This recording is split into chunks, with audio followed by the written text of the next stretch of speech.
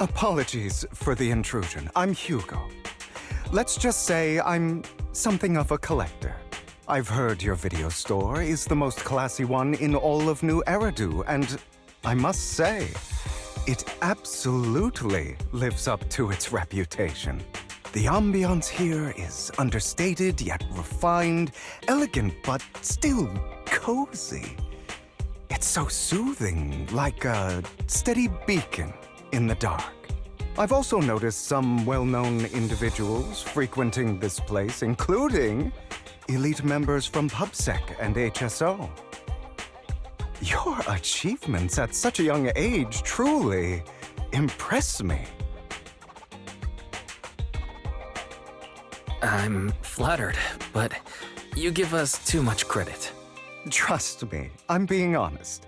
I do find your store quite special. So, I guess the rumors about this place are true. Children of devils.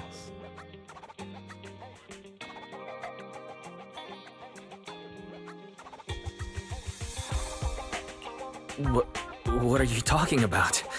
I'm not following. Am I imagining it? Or do you seem really nervous all of a sudden? Children of Devils is an old movie I've been searching for, but it's so niche I can't find a copy in good condition. Or perhaps, did this movie remind you of something else? You're imagining it. I'm just surprised there's a movie we haven't heard of. No worries. Like I said, this movie is rather niche. Despite the word devil in the title, it's actually about vampires. I'm sure you already know. Vampires were a popular fictional concept back in the old civilization. Typically, they are pale-skinned, well-dressed, exuding a mysterious and dangerous aura. But beneath their immaculate facade lie lethal fangs for draining human blood.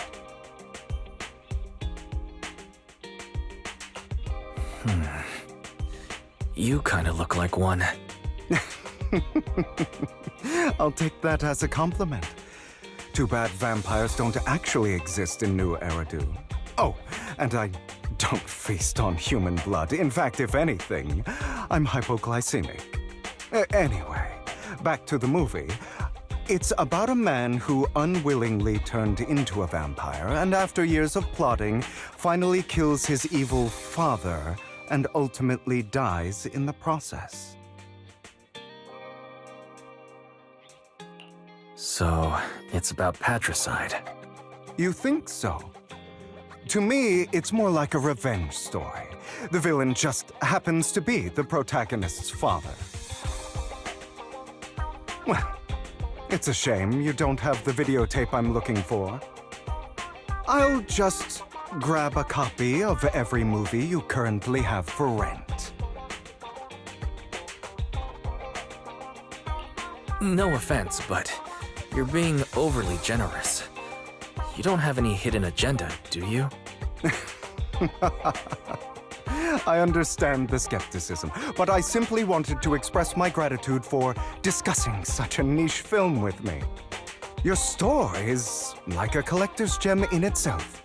Please, consider my payments here as an investment in a collector's prized find.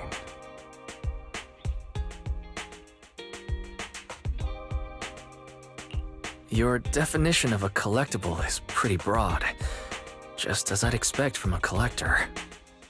Because of my work, I happen to know some of New Eridu's upper echelon. Some even collect human organs. Just some rumors circling around. Hope I didn't spook you.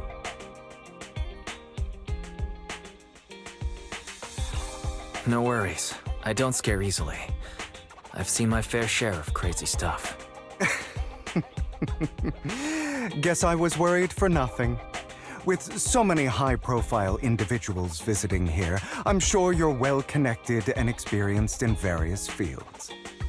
Speaking of which, there's a big industry auction coming up. They'll probably have lots of collectibles, maybe even rare videotapes not on the market. If you'd like to attend, just let me know. Oh, by the way, I saw a marketing event at Lumina Square. Looks like there's a raffle going on. Go check it out if you're interested. Maybe you'll stumble upon something exciting, especially at a place so close to the upper class. After all, there are always secrets hiding behind the light. Well, thanks for today. I'll take my leave for now. Until next time, my precious friends.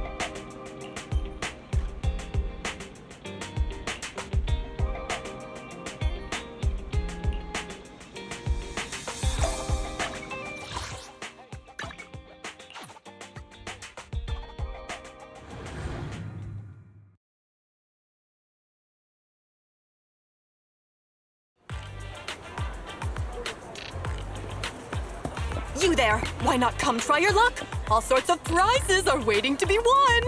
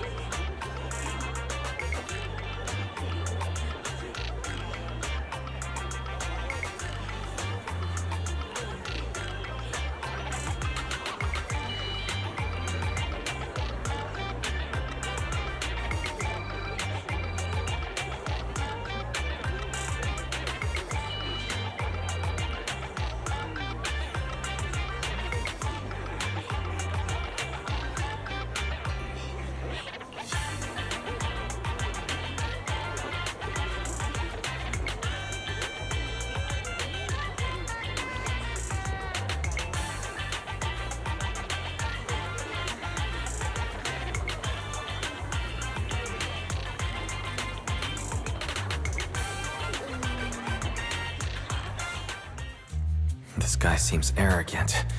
Maybe I should take a tougher approach with him. Quit the act. I've seen right through you. You may look harmless, but I know you have a secret identity. Your crafty skills have caused headaches for countless people. Not to mention, you're revered in your field. Everyone knows who you are. Your true identity is a member of the most infamous band of thieves in New Eridu, Mockingbird!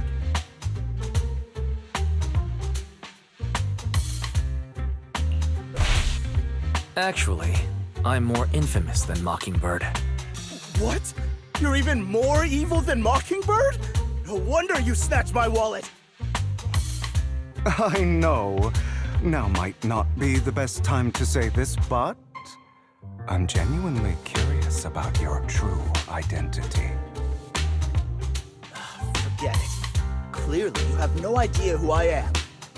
I'm Curtis Ravenlock. That's right, of the esteemed Ravenlock family from Tops. You'll face consequences for crossing me.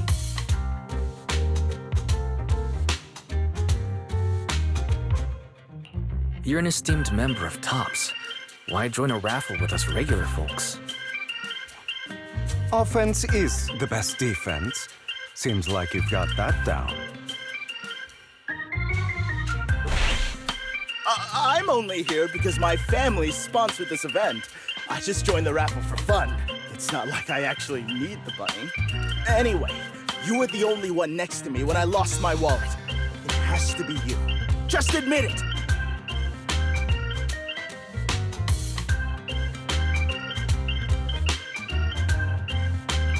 Listen, you can't just throw accusations around. You'll be held accountable for what you say. I did not steal your wallet, but if you insist that I did, let's go to PubSec together. Of course, if you can't prove it, I'll be pressing charges against you. Press charges? That's a bit too extreme, don't you think? Looks like you found the right approach to deal with people like him. In any case, my wallet is missing. It had a ton of Denny's, so someone's got to answer for that.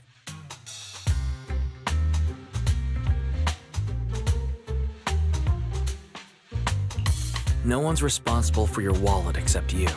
Let's be real. You're just trying to shift the blame. You! No one's ever dared to speak to me like that before. Clearly, your accusation is baseless, Mr. Ravenlock. Your outfit, while elegant, shows unironed creases and noticeable signs of wear. You've likely worn it for a long time. Plus, the wet ink on your cuffs suggests that you rushed straight here from your workplace. Likely so you wouldn't miss today's raffle. All in all, it's clear you're not well off and quite careless. Chances are you lost your wallet yourself, and it probably didn't hold much cash. Is that why you jumped to accuse others? Hoping to leverage your family name to make a quick Denny? That's utter nonsense! Regardless, you owe this person an apology. Damn it! You'll regret this! Just you wait! I really hate it when innocent people are wrongfully accused. But it's all over now. I hope it didn't ruin your mood. I still have some doubts. Did he really just drop his wallet? Regardless of what really happened, he got what he deserved. He should have known what would happen the moment he falsely accused you. People like that should have a taste of their own medicine. That sounds fair to me.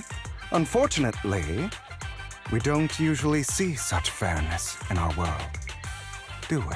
That's why sometimes I don't mind resorting to unconventional methods to right the wrongs.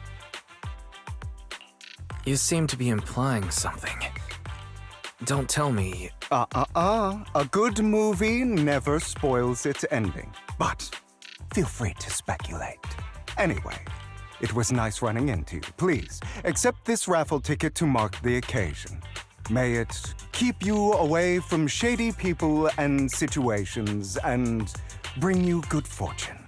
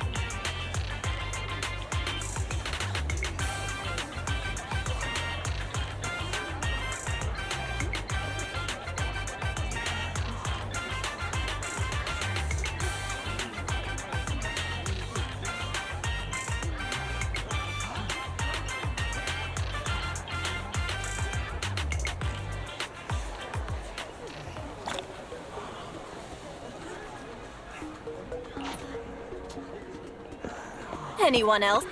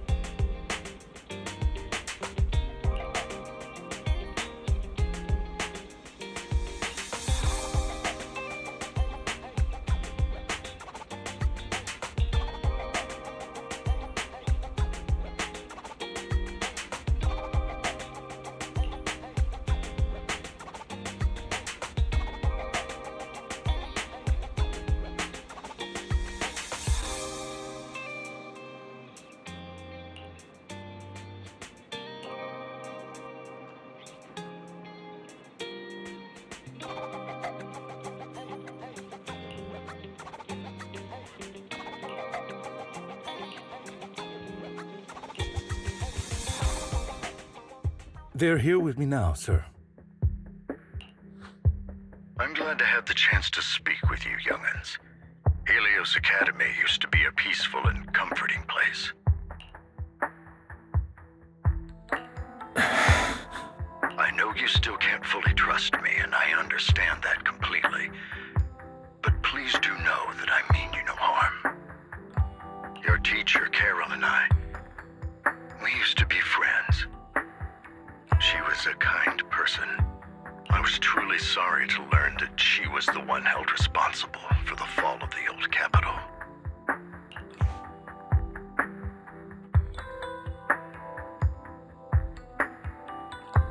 She was innocent. There must be something else behind it. I hope so too. It's just that the fall of the old capital still weighs heavily on us all. But I believe you just got caught up in all of this. I'm sorry for what you've been through over the years. It must be tough.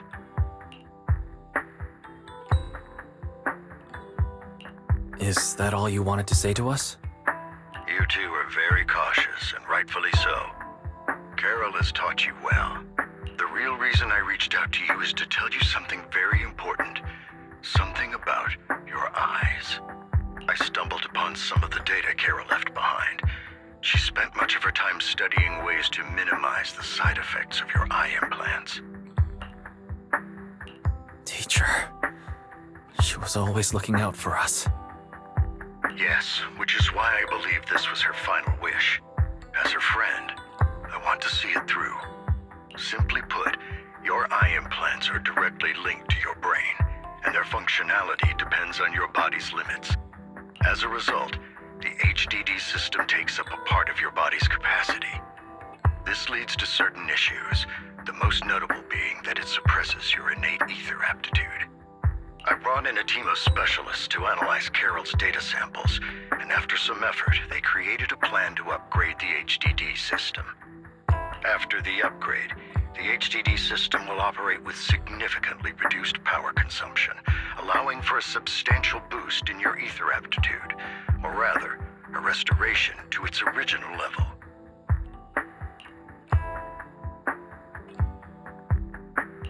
Do you mean that once the HDD upgrade is done, we'll be able to enter the hollows ourselves without EOS? Exactly.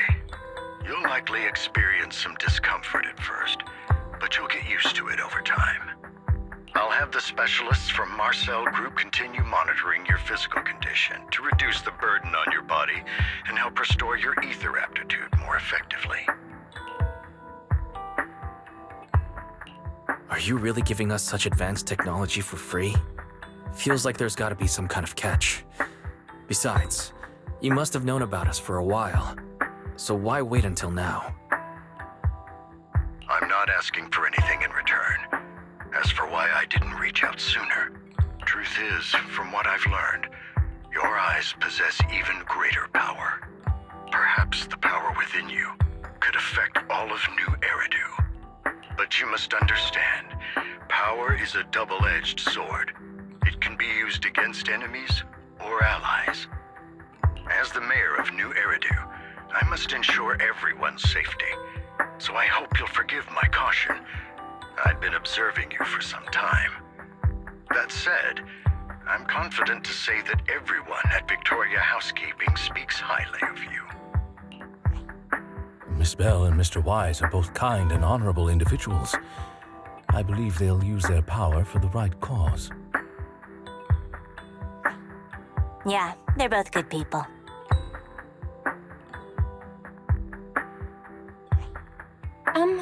Thank you for your kind words.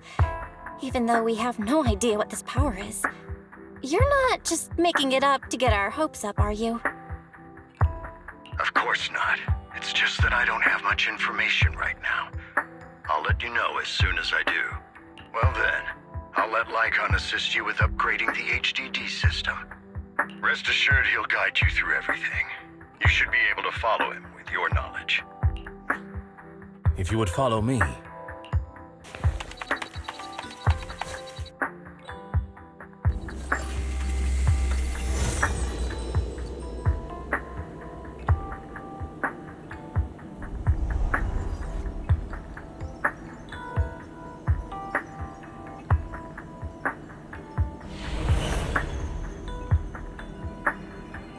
How are you feeling now?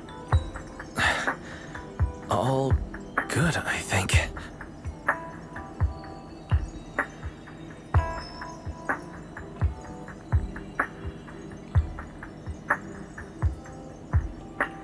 Really? I'm feeling a bit off. Your body is adjusting. Give it time to adapt to the changes. As a precaution, hold off on entering the hollows until you feel better. I see. In that case, I'll sit back and help Wise for now. It's quite impressive one of you adapted so quickly.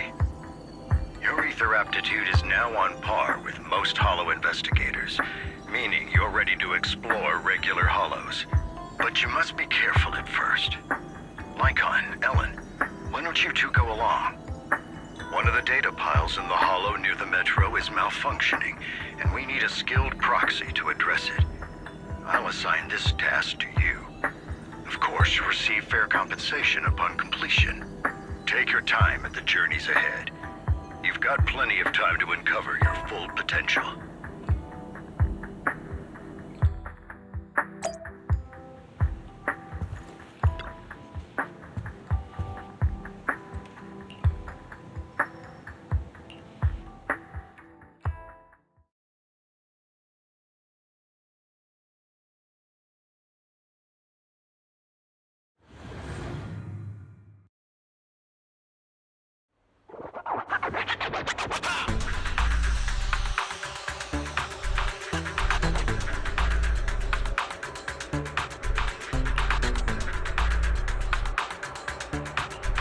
Master Proxy, the data pile that the mayor mentioned is in this direction.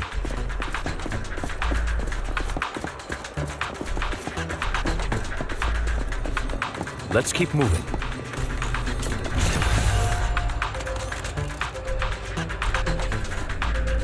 The data pile that the mayor mentioned is near that garage ahead.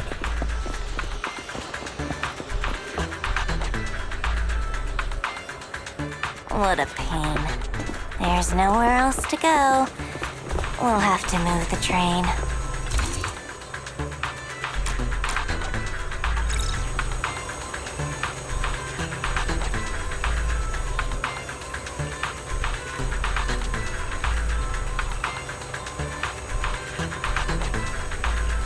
We should search for the passcode nearby to disable the laser, and then move the train.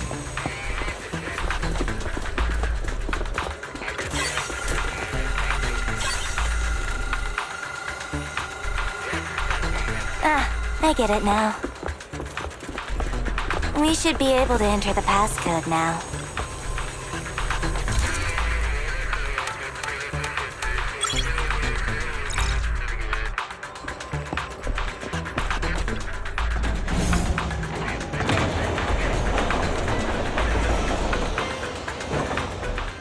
How are you feeling now, Master Proxy?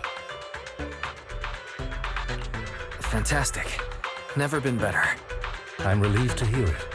If you feel any discomfort, please, let us know at once. Yeah, I'll carry you on my back if needed. Really? Can you carry me right now? Let's finish the task first, Master Proxy. You've always had a sharp mind, and now you've got the muscles to match.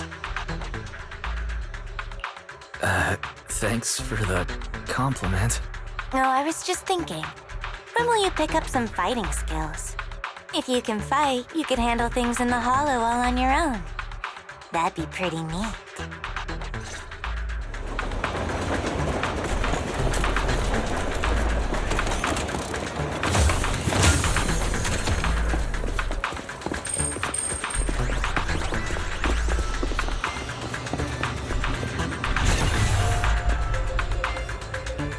Master Proxy, the data pile is right up ahead.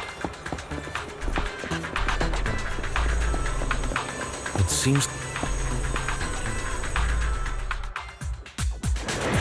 Worry not, Master Proxy. We'll ensure your safety. Thank you. Sorry. I still need you guys to protect me.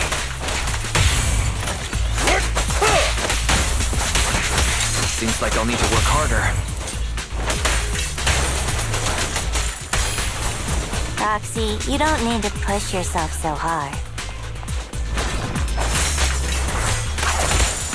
You're already pretty great. Just leave the rest to us.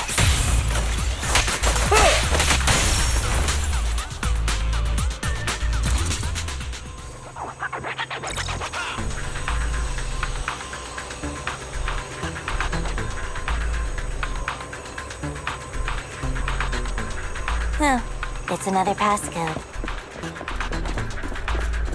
We should be able to find the passcode nearby. Let's keep an eye out for it.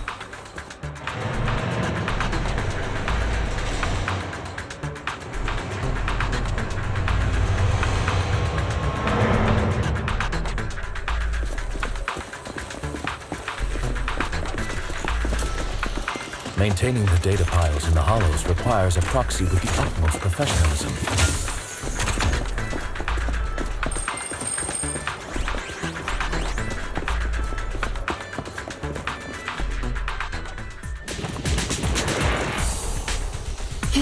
Avoid it.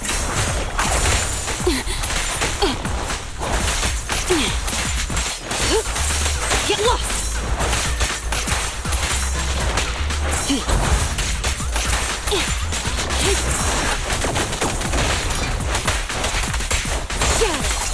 An opportunity.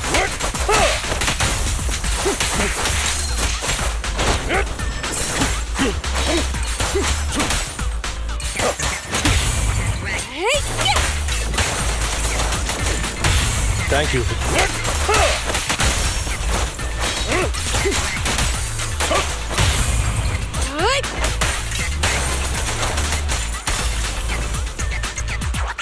Master Proxy, let's take a look around this area. We might be able to find clues regarding the passcode.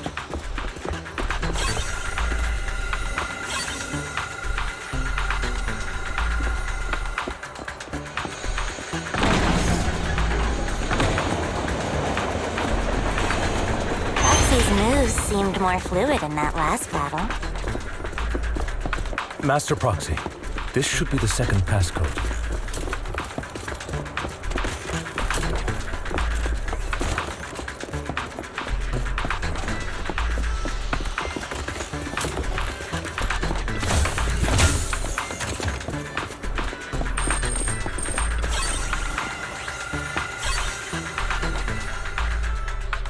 Master Proxy, we've been in the Hollow for quite some time. How are you feeling? Out of the way. Here. Take this. I feel fine. Nothing unusual, actually. At your service. That's good to hear. After all, this is the first time you've entered the Hollow since the system upgrade. Best not to overdo it.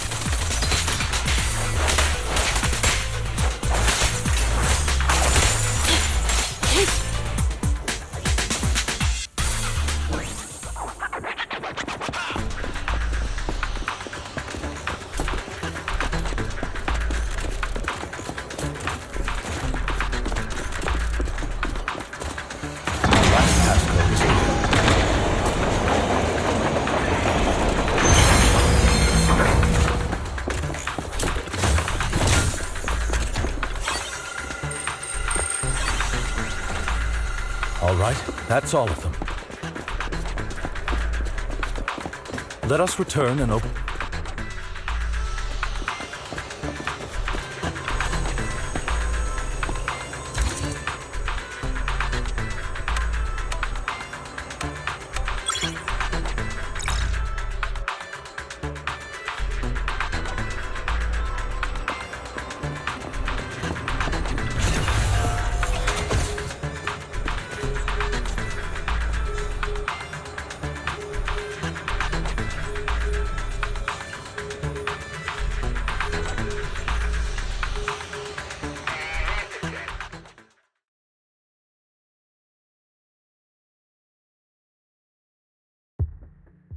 The mission was a success, sir.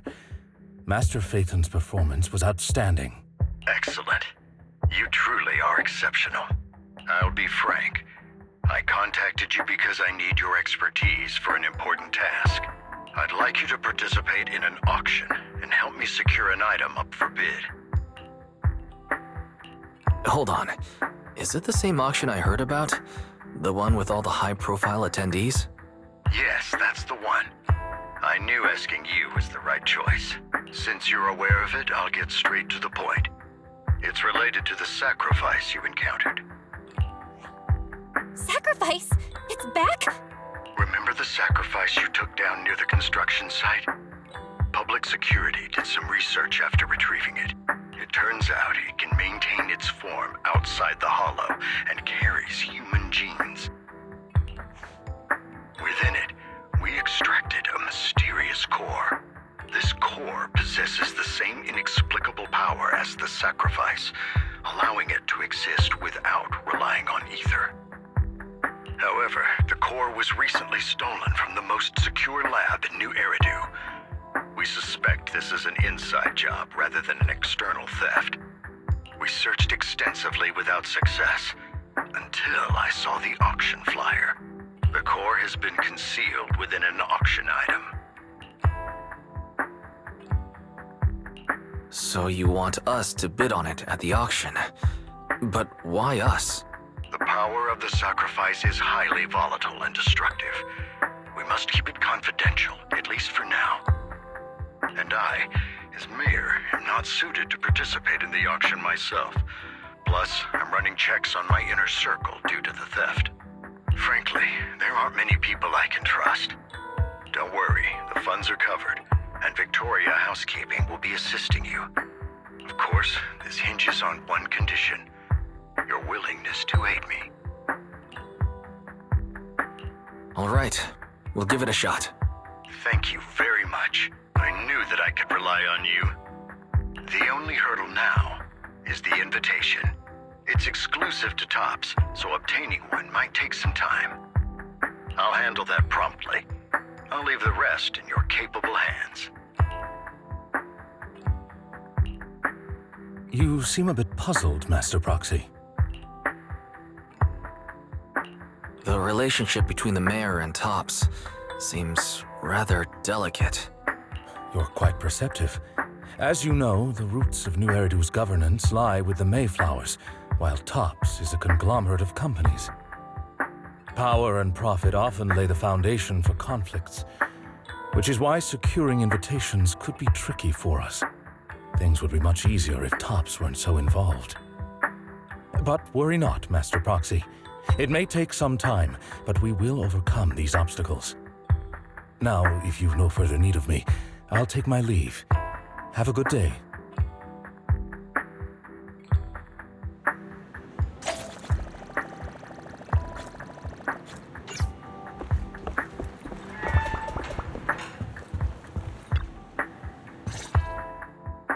Didn't that collector Hugo mention if we wanted to attend the auction, we could give him a call?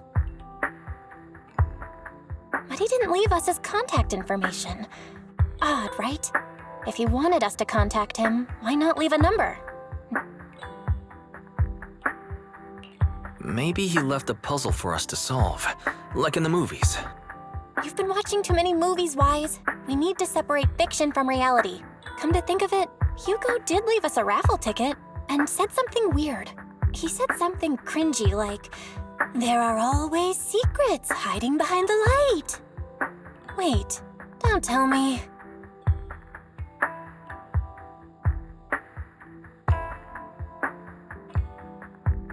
I get it now. This guy watches way too many detective movies.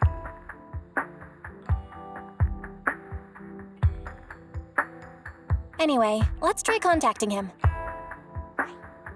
Aha, it's you, the manager of my favorite video store. Glad you've cracked my little puzzle.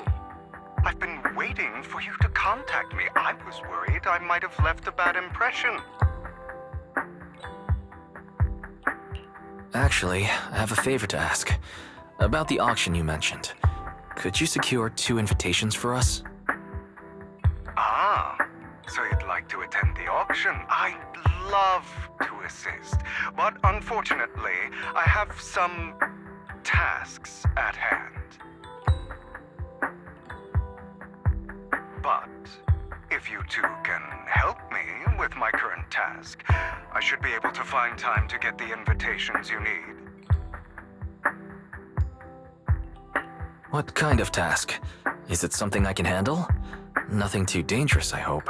Don't worry, I would never put you in danger. Let's discuss the specifics in person. I'll wait for you at Dew Gardening Shop in Lumina Square.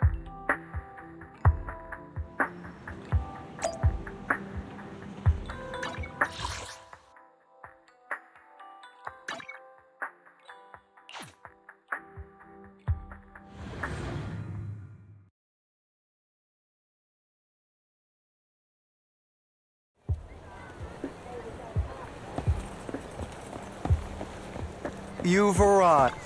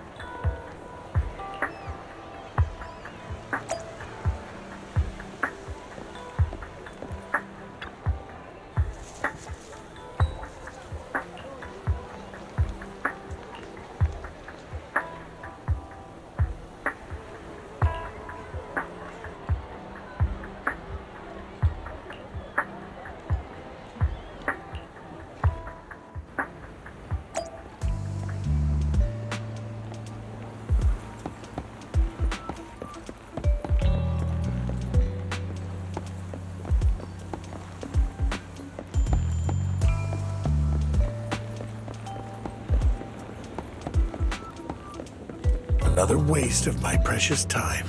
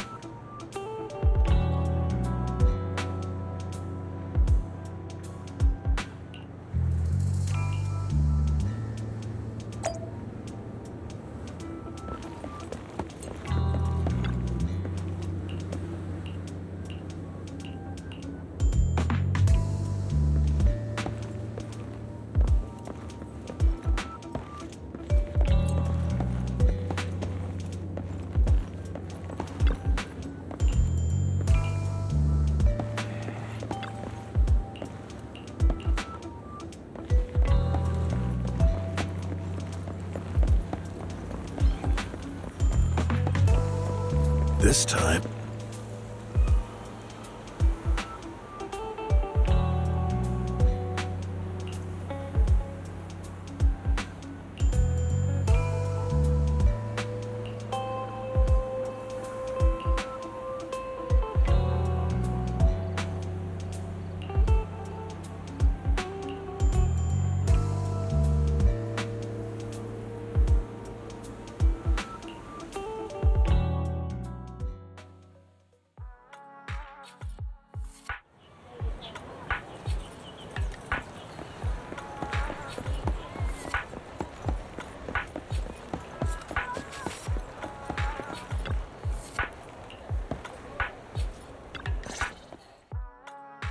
Good day, manager. Wonderful to see you again. You're as sophisticated and charming as always. About our previous discussion, I assume you've made some progress?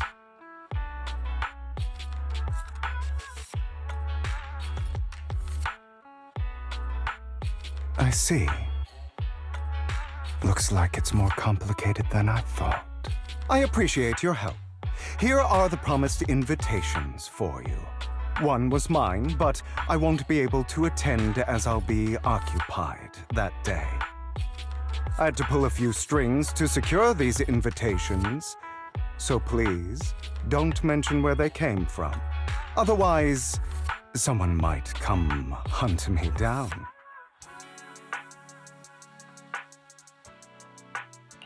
Wait, seriously? Is the auction really that dangerous?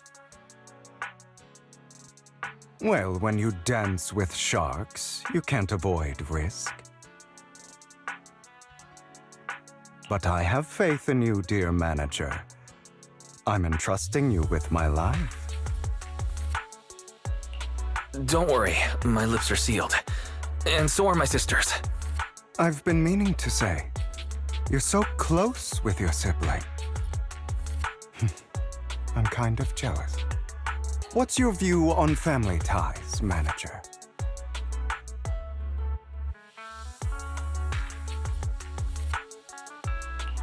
It's a bond you have to maintain carefully. Even as family, we might not fully know each other. For example, our someone who was like a mother to us loved us deeply, but also kept many things from us. Mother. Huh. For me, that word only brings fear, pain, and hatred. I once had a half-sister. Different mothers. Had? You didn't have a fallout over some big argument, did you?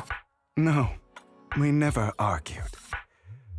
I would like to try, but it's too late. She's been gone so long. I can barely remember her face. I'm sorry. I didn't realize it was a sensitive topic. My condolences. It's okay. I brought it up first, and it was ages ago.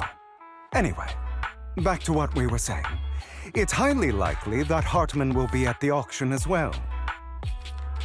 As you know, while he's the rightful heir to the Ravenlock family, he keeps many secrets. Should you cross paths with him in the future, be cautious. He's sitting up on his high horse looking down on everyone else, and he'll do whatever it takes to get more power. I hope these upper-class people eventually face the punishment they deserve. Too bad the scales of fate lean one way or another, unless someone steps in to tip them back. I digress. That's all for today. I have some errands to attend to, so I'll take my leave. Have fun at the auction.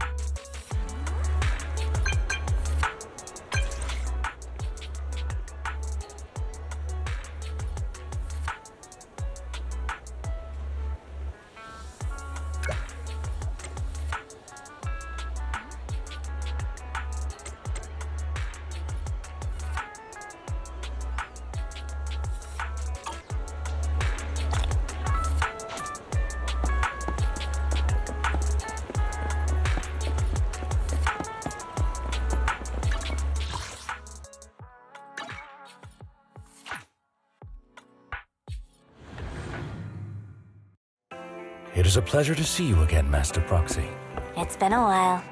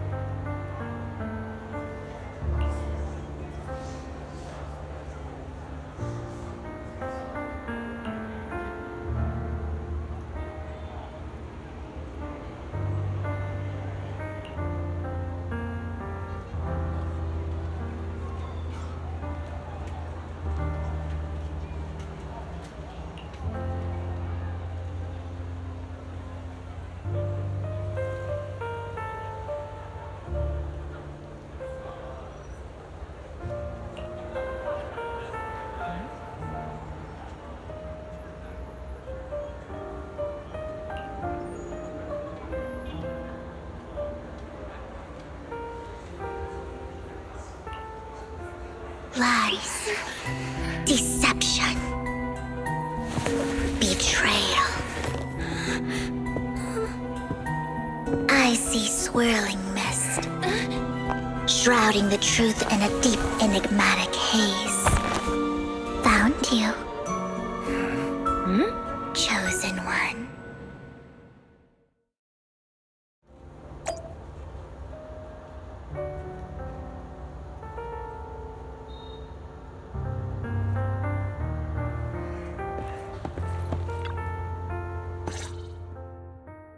You are exactly as I thought you'd be.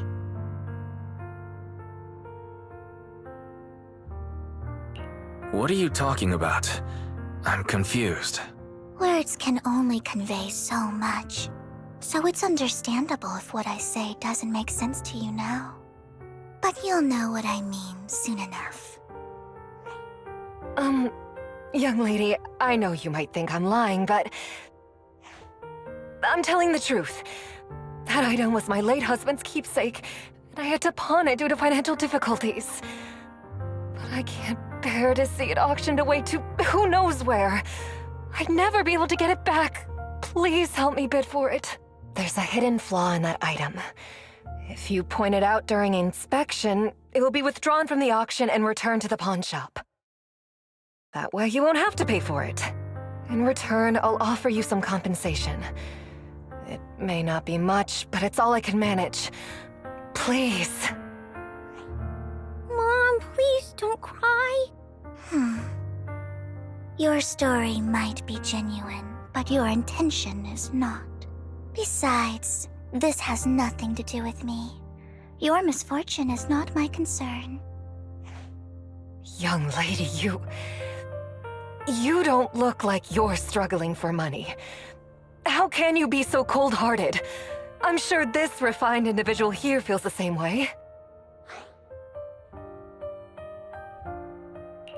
Huh? Are you referring to me? Yes, you!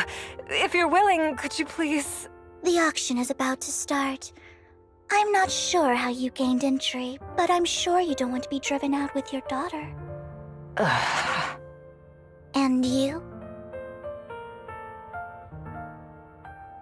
Here's a little piece of advice. Don't let your sympathy easily sway you in an auction like this. Otherwise, you might get swindled. I'm Vivian, by the way. Pleasure to meet you. Dear guests, the auction will begin shortly. Please make your way to the venue.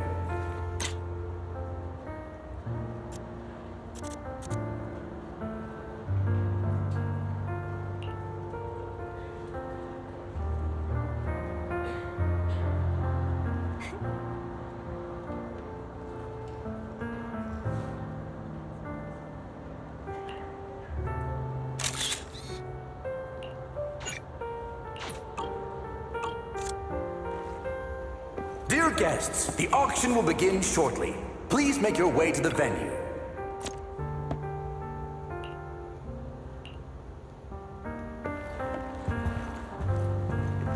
Dear guests, the auction will begin shortly. Please make your way to the venue.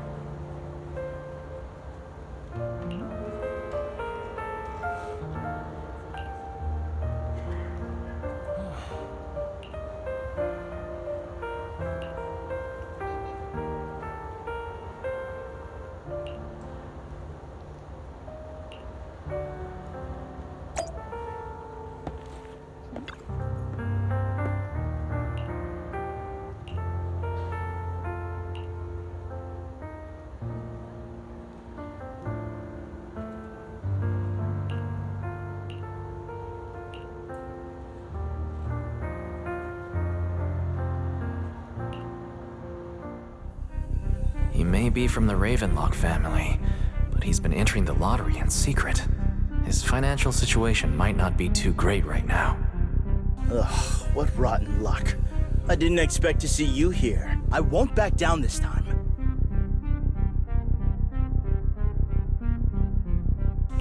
Well then, let's double our bid. A commoner would never bid so high. Damn it. A strong move, setting the tone right from the start. You should just give up already. I'm dead set on getting this item.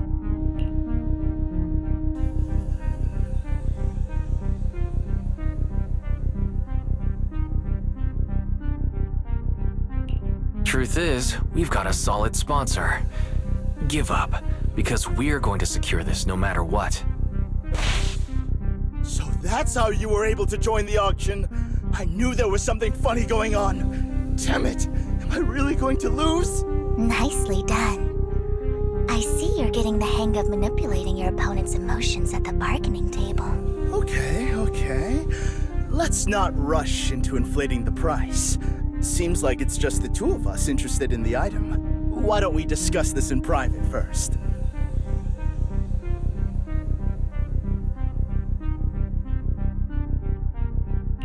No matter what, I won't back down. Ugh, I didn't expect you to be so determined. This is the perfect moment to shake your opponent. You're really stubborn, huh? Is it really worth arguing over such a small collectible?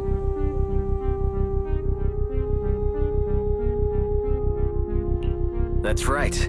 The Denny's in our pocket is our biggest advantage. Host, I'm raising the bid. The price is way more than it's worth. Forget it, I'm out. It's a bit overpriced, but it's still acceptable. Regardless, congratulations on your winning bid. Though, in my opinion, its aesthetic style is a bit ahead of its time. But as long as you like it, that's what matters. After all, the true value of art is in the love people invest in it. The next item is truly exceptional. The final creation of a legendary artist, the only one of its kind in all of New Eridu. The artist's tale is quite fascinating. Unrecognized during his lifetime, his works were discovered by art collectors after his death and became hugely popular. Because of this, authentic works are few and far between, making each one incredibly precious. And this stunning final piece, anyone who loves his work won't want to miss it. Without further ado, let's get started! Starting bid, 200 million Denny's! If I can get it for under 500 million, I can still turn a profit. 300 million! If I'm not mistaken, Wise, isn't that the item the woman asked Vivian to bid on? Yeah, that's the one. If our budget allows, perhaps we should. 1 billion.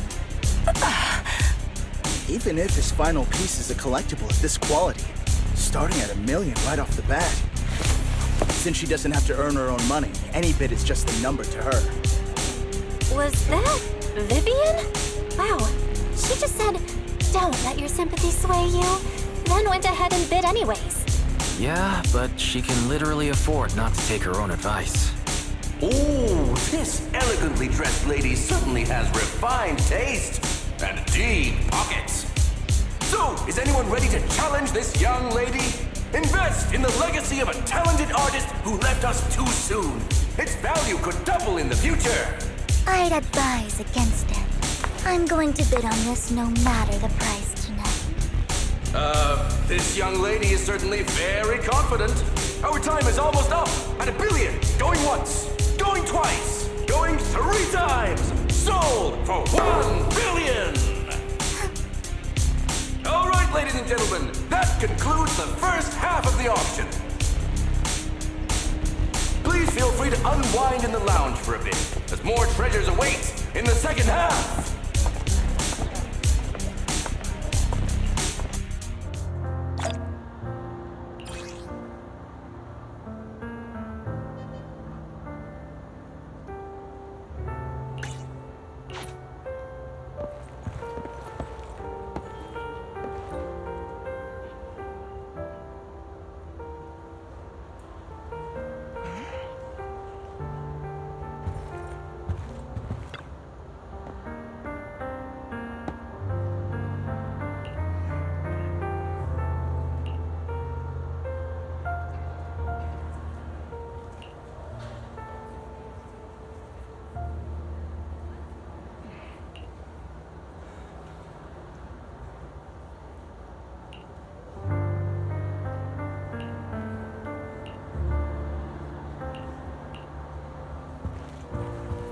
The coffee here is drinkable.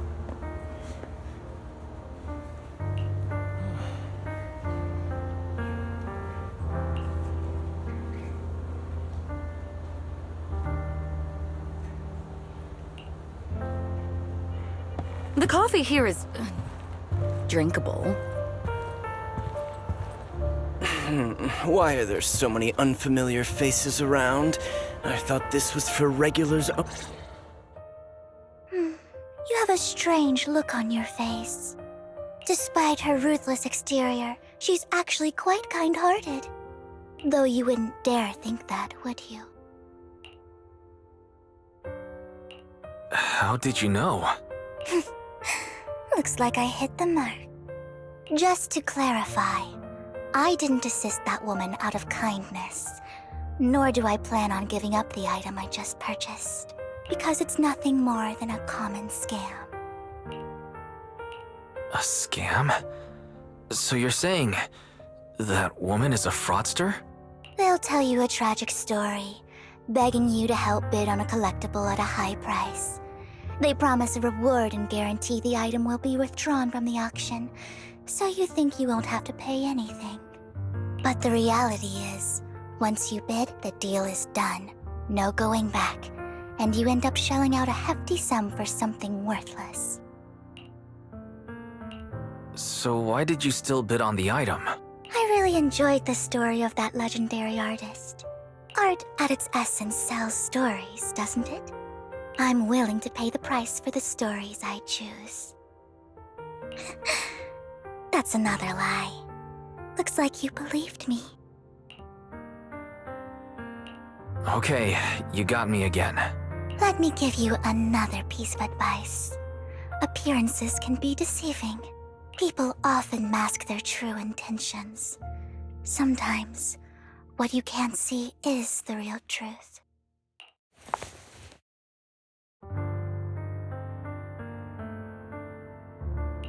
I hope next time you'll accept my invitation, and not that of these pretenders. I'll see you soon, my friend of many secrets.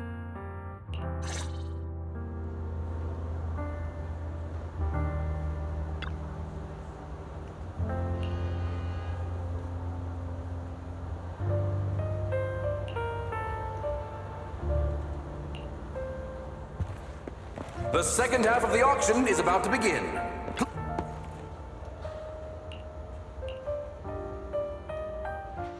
Ladies and gentlemen, welcome back! Up next in our auction is tonight's showpiece, the one-of-a-kind Robe of Heroes! Legend has it that, long ago, this was a garment that only a hero could wear. What's truly fascinating is the unique gem embedded in the collar of this robe. It's unlike any gem I've ever seen. Almost magical.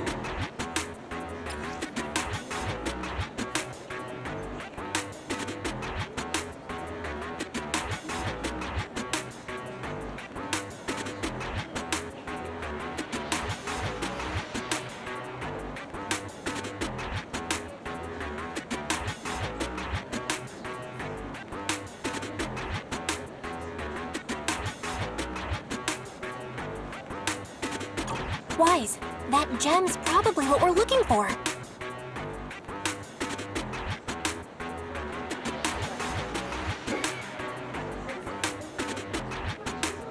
Such an important item, yet it's just there on a piece of clothing, completely unprotected. How gaudy. This auction sure is busy. There's people of all sorts, whether they belong or not. Robe of Heroes. What a tacky name. Nonetheless, I'll secure it. In the name of the Ravenlock family. Yes, I see it. Seems authentic.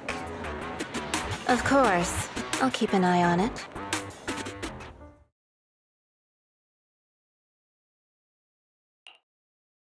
I didn't expect this to drag on so long.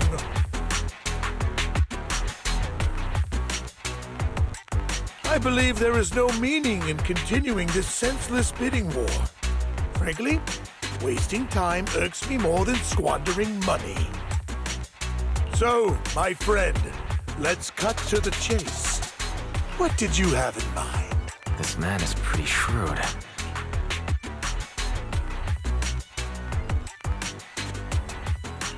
Perhaps a better question should be, what can you offer me?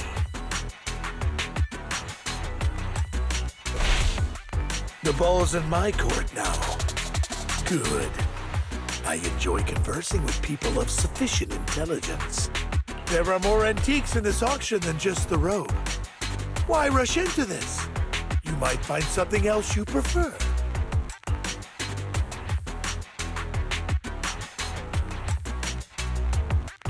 Honestly, I don't find that robe of heroes all that impressive. All I want is that exquisite jewel on the collar. Could you perhaps sell me just the gem? I'm afraid I cannot accept that, my friend. You're unaware of the true value of that gem. A wisely pointed question. Now we know the gem is his true aim. The Ravenlock family always gets what they desire. If you have any doubts, feel free to ask around.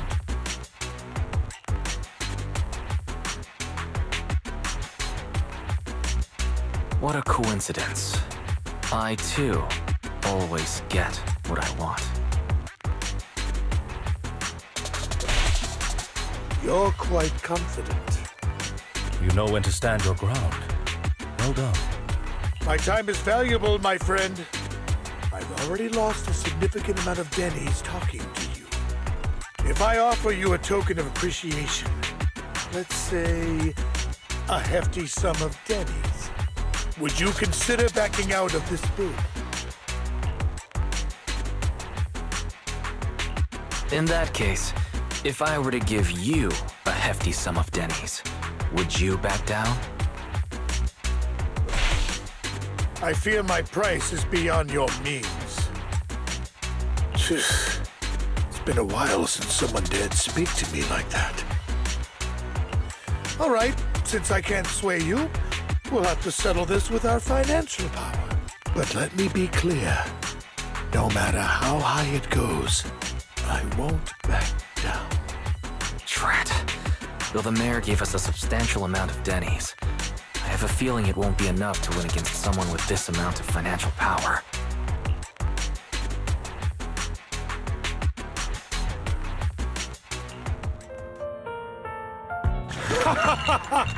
Thank you, everyone. Well, I'll be taking this masterpiece with me. Of course. I must extend my sincere gratitude to all of you. Damn it, we almost won! Ugh, Denny grabbing jerks. I got a message from Hugo. He wants us to... look up? What happened? Why'd the lights go out? What's going on? The power went out? Mommy, I'm scared. Ladies and gentlemen, welcome to tonight's auction. My apologies for the long and dreary opening. Losers always have a lot to say. That guy looks familiar. Is that... What are you all standing around for? Someone deal with this intruder! How uncouth. I'm simply here to reclaim what's rightfully mine. You! When did you... Well then, tonight's show is coming to an end. I wish you all a lovely evening. Yours truly, Mockingbird. After him! Catch that thief or forget about getting paid tonight!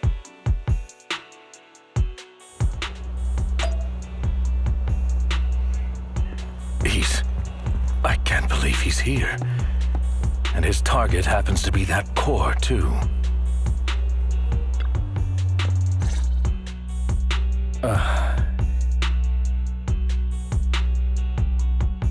Forgive me, Master Proxy, but that... Mockingbird and I have...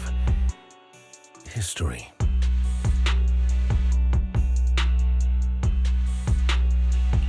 You might find it surprising, but I know him too. You do?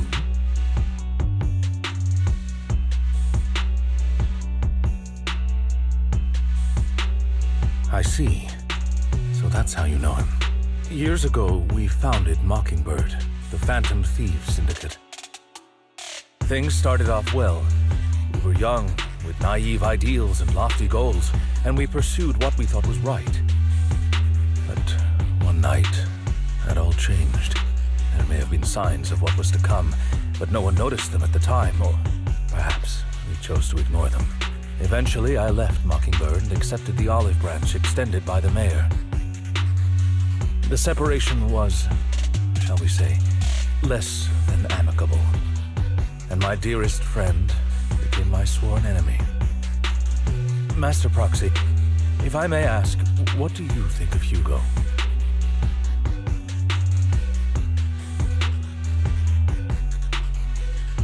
Though he helped us before, and he seems pretty nice, I can't help but feel something's off. He is a part of Mockingbird, after all. Mockingbird has changed from how we envisioned it. And Hugo, too, he...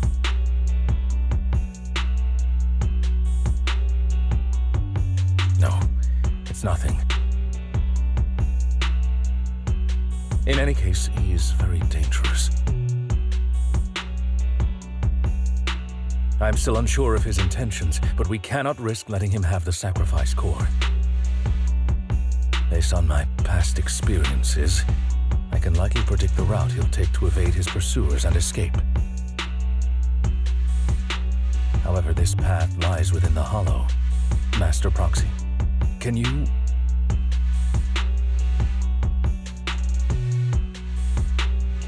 Let's head straight there. I'm feeling pretty strong right now. Very well. Please, follow me then.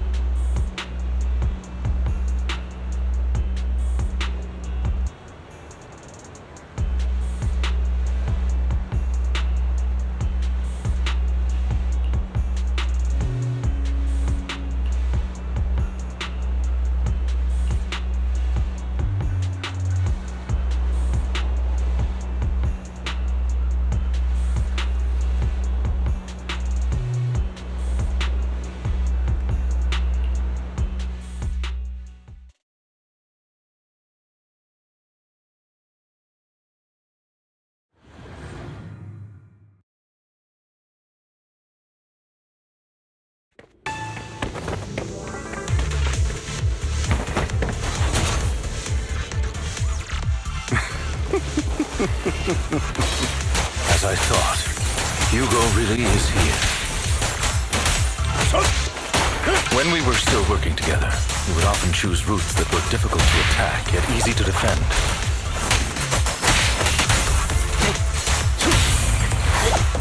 An opportunity. Master Proxy, the layout of the port is complex. Ethereals may jump out from any corner.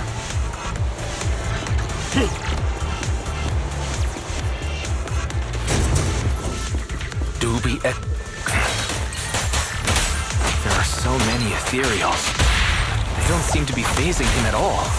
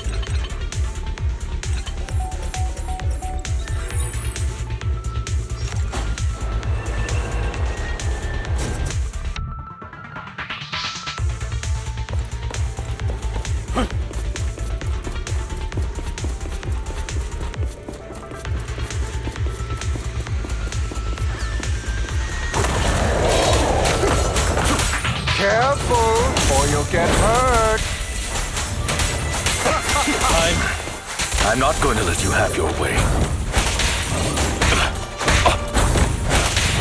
Master Proxy. That's one of Hugo's weapons. Make sure to avoid it.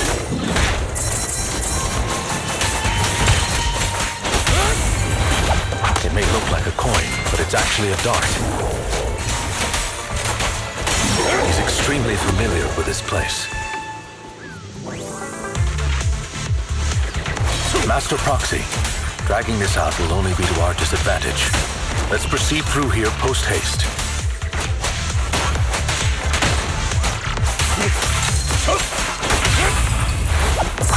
Stand still. The mechanism here isn't damaged. It's still functioning normally.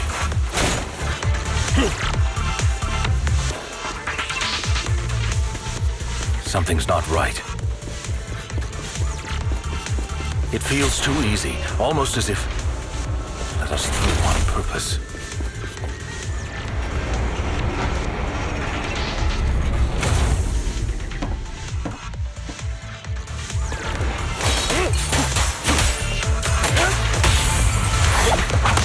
Stay calm now. Stand still.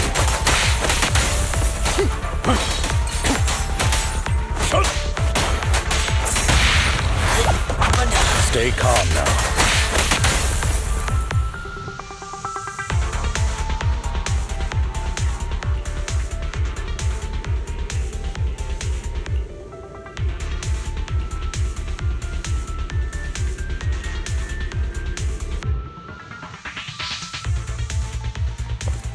This must be the right way. Not to worry, Master Proxy. We'll be able to catch up to him. It should be this way.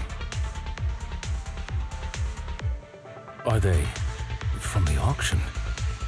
No, they shouldn't be able to track Hugo here. They're likely just hollow raiders. Back then, Hugo would typically retreat into a hollow after securing the goods, and as his partner, I'd be responsible for leading the pursuers astray. I'm unsure if he has a partner now, or who they might be if he does. Well, Phantom Thieves usually have partners. I assume he must have recruited a new one by now. True. That could make things trickier, as he may have passed the core to his partner. Regardless, Master Proxy, let's steer clear of those Hollow Raiders for now. Although I'm confident in my ability to defeat them, a clash here might delay us and jeopardize your safety. Our main focus now is locating Hugo and retrieving the gem.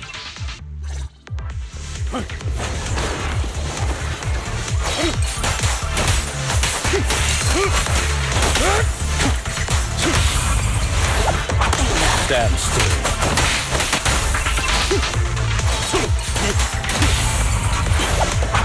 Stay calm now.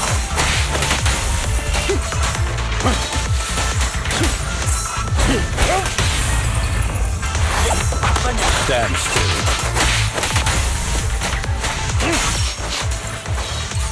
He should be nearby.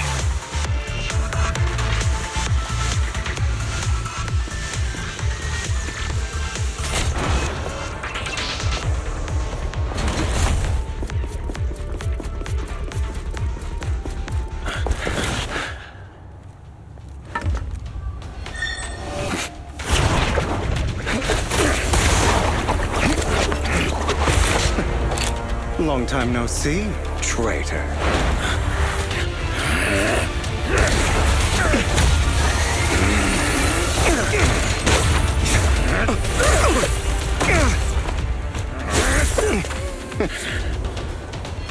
It was you who broke the oath, not me. You haven't changed, pompous and self-righteous.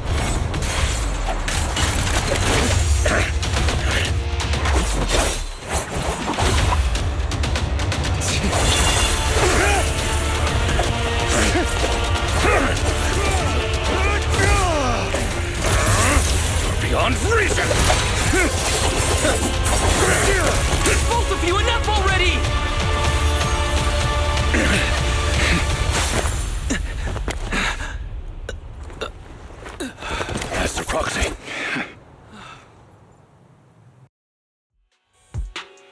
you all right, Master Proxy? Any injuries?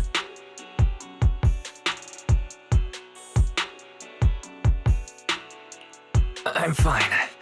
I just forgot I wasn't using EOS. I thought your attacks would just go over my head. I'm not used to being this tall, I guess.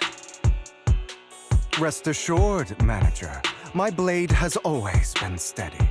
I'll never point my weapon at my allies, especially not you. As for that oaf, he has no sense of control in the heat of battle, even turning on his own comrades. I'd thank you not to spread lies. What? Are you denying it? I merely spoke the truth, didn't I?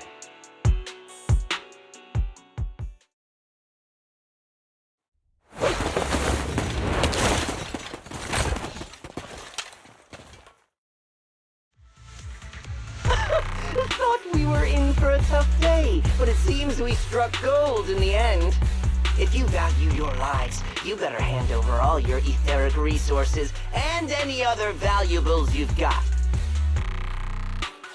I have no conflict with you, gentlemen. I'm here for personal reasons, not to mine ether resources. Cut the crap. It's been a rough day, and we need something to make it right. Whatever your business is, pay your dough or bite the dust. Pay our dough. This is the Hollow. You're not claiming this Hollow as your own, are you? Not even the current mayor of New Eridu would dare to make that assertion. Am I correct, Mr. Mayflower Watchdog? You sure have a mouth on you, pretty boy. Don't push it. We've buried idiots like you in the Hollow before, and soon you'll be joining them. I'd urge you to reconsider. Huh? Unfortunately, your kind advice has come too late. They've already worn my patience thin.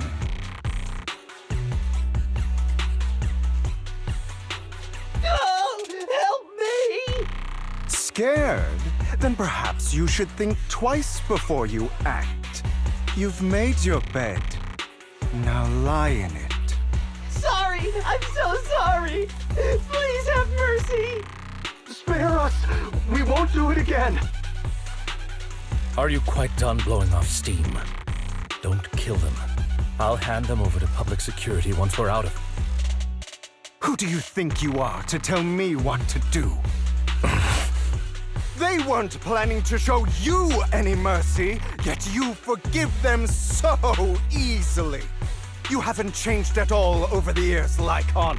To hell with you and your foolish fantasies of being some almighty savior. Haven't you learned your lesson from what happened with your eye and legs? My principles remain unshaken. No one has the right to take another's life. Sinners deserve punishment. Do you know how many lives they've taken? I'm merely delivering the justice the world needs. It is not our place to pass judgment. I know I will not sway you. There's no point in continuing this argument. I will stop you. I always will. Go ahead and try. I will defeat you. I always will. Be prepared to kneel before me, traitor. You talk too much.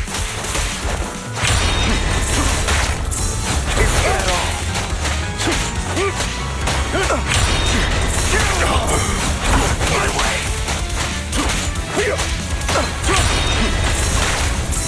Is that all?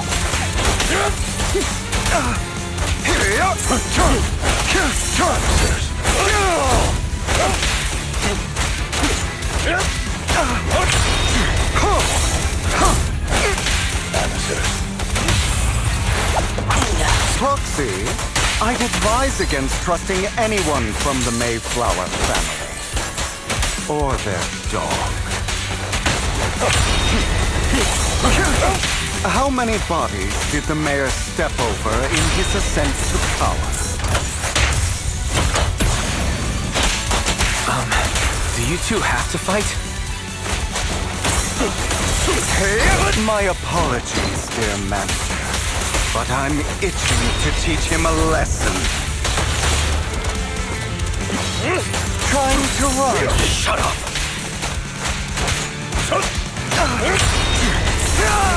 Take this. Stand still.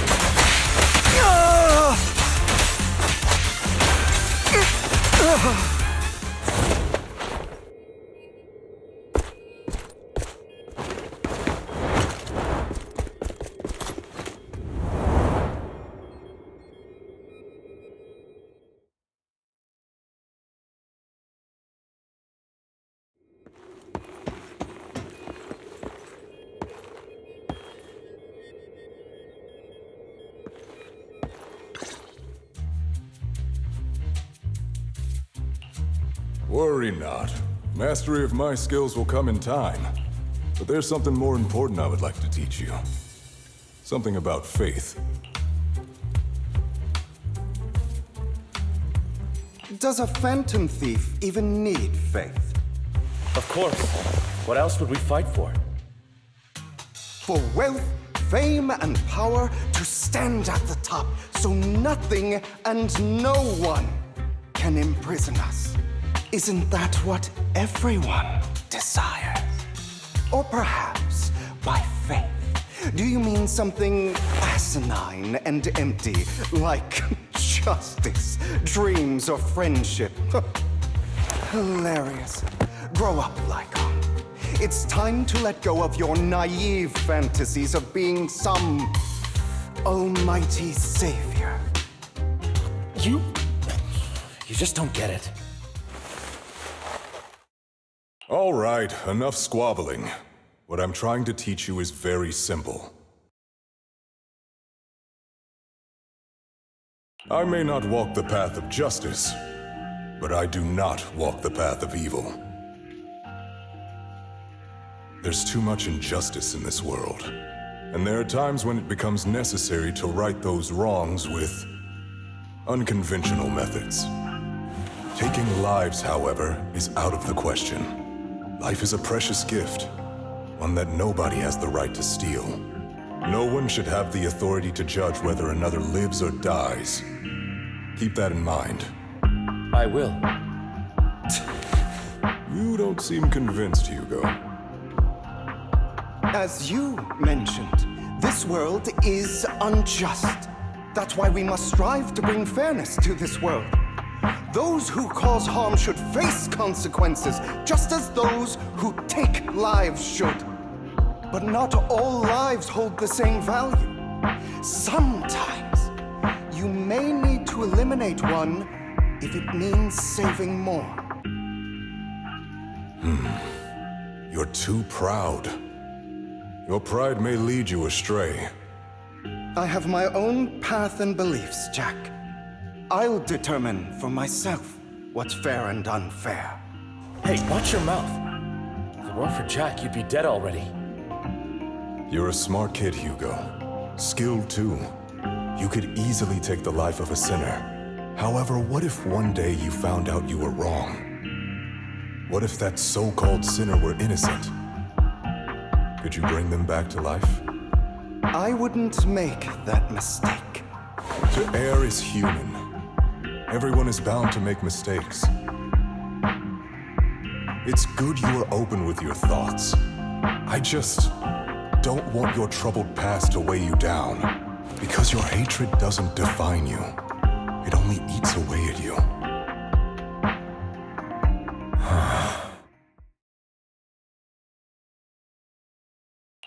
Are you okay, Lycon? You've been quiet for a while. My apologies, Master Proxy. I was just reminded of some past memories. Before Hugo and I founded Mockingbird, we had a mentor, Jack.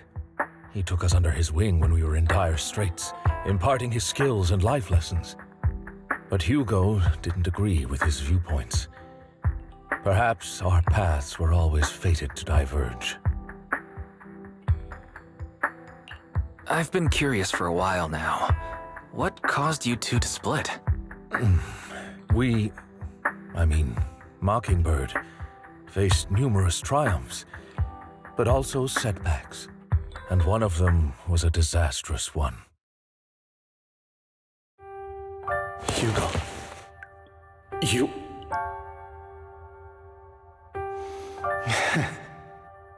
Was this you? All this? So what if it was? Have you gone crazy? Have you been planning this all along? You'd bury all these lives in the name of vengeance? They deserve to die. Especially my so-called father. I should have killed him a long time ago. A really long time ago. You know what, Lycon? There's some people whose only purpose in life is to bring more suffering into this world. Sometimes murder is what brings justice back into this world. And for that, I must stain these hands in blood. Enough! I can't trust anything you say anymore. I'm leaving Mockingbird, now! Where are you going? Anywhere. Someone from the Mayflowers got in touch with me before. Are you mad? You know what those hypocrites in city administration are like. They're no different from tops. We fought them together all this time, and now you're leaving to serve as their lapdog. Are you going to turn your back on Mockingbird? Turn your back on me?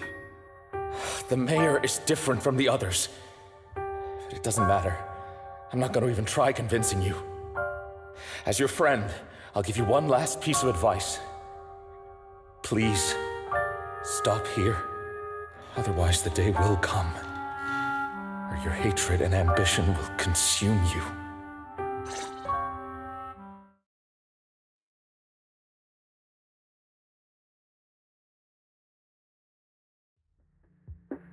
My apologies, Master Proxy, that you had to hear such an unpleasant tale. Hugo came from a powerful family, and his relationship with them was always strained, especially with his own father. So much so that Hugo wanted to personally put an end to him. After shouldering a mountain of injustice, Hugo ran away from home. That's when Jack and I met him. And that setback that Mockingbird suffered turned out to be intimately connected to his family. I had thought it was just a normal mission, when in fact he was plotting revenge. He took advantage of me and everyone else there. I do not mean to pass judgment on him and his decision, but I refuse to accept a partner who is willing to trample over other people's lives for their own desires. Perhaps his family left a mark on him that continues to influence him to this day. In any case, Hugo still has the sacrifice core. We should contact the mayor to plan our next moves. A pleasure to speak with you again. Lycon has already filled me in on Mockingbird stealing the sacrifice core. I'll deal with it. Anything else we can do to help? I mean, we didn't manage to complete our mission. No. You've done well. It's just not appropriate for you to get involved in what's to come. We've been through far more dangerous situations. Plus, we've dealt with Mr. Mockingbird before, so maybe we could help you. Really, I appreciate your kindness. It's just... Very well. Seeing as you're all people I know I can trust, I'm going to be frank. Not long ago, I received a letter declaring criminal intent. Sir. Lycon, I know you don't want to place them in danger. I feel the same way. However, I believe they deserve to know the truth. That letter threatened to use a sacrifice to take vengeance against the entire city of New Eridu. What do you mean by vengeance? I believe the person, or the organization, who sent the letter is planning to use the sacrifice to mount a large-scale attack against the city. Everything we've uncovered so far seems to support this hypothesis. As you know, the sacrifice's true power is a mystery and cannot be controlled if anyone attempts to use it as a weapon. This is no small issue. If this gets out, it'll send the public into a panic. Please promise me you'll keep things confidential. Then let us help out. We can do our part too. But it's like I said before, it'll be too dangerous for you. Whichever way you look at it, you're still citizens of New Eridu, and as mayor, it's my duty to protect you. Plus, Carol would be furious with me if I put you in danger. If she were still around. Anyway, I'm not at liberty to discuss this matter any further. Please rest assured. That's right. Master Proxy, please trust us. So that'll be all for today. Goodbye for now.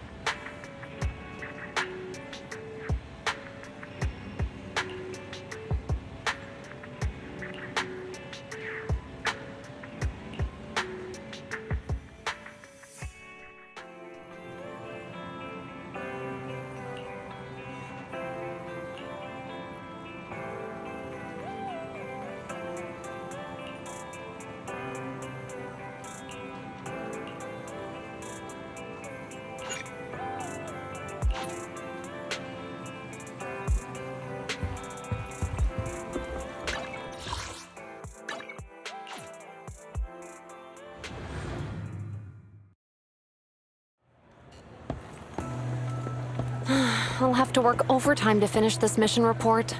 You're here!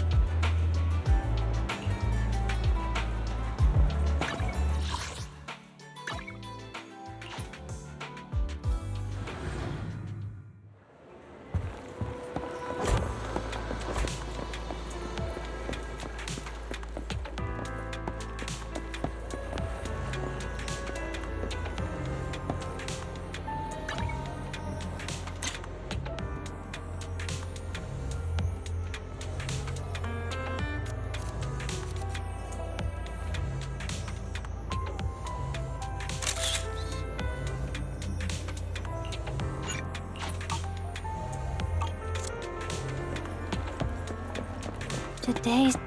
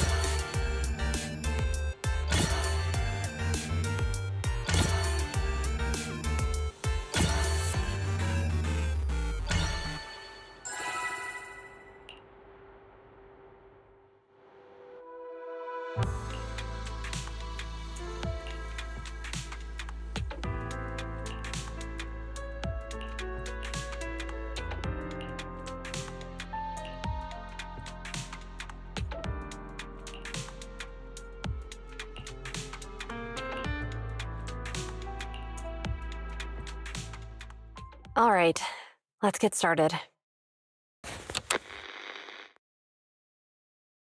I'm probably not getting out of this hollow, but at least this tape recorder still works. Let's say these are my last words. I gave away my anti-corruption equipment to save those civilians, so I'm not in good shape.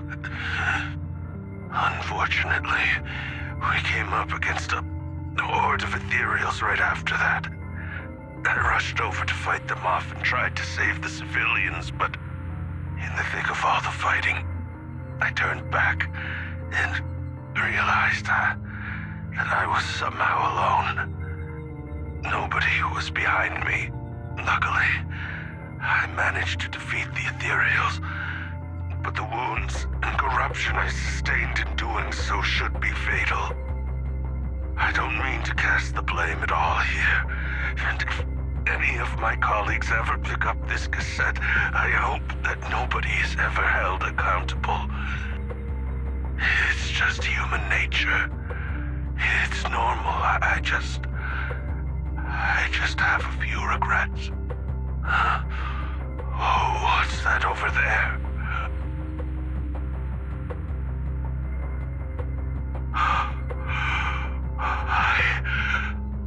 I've seen a miracle. Yes, that thing is right. So long as humanity is in constant conflict against the Hollows, we'll never be able to grasp true power. Only by embracing everything. It's the only way. Only by embracing this power can everyone survive.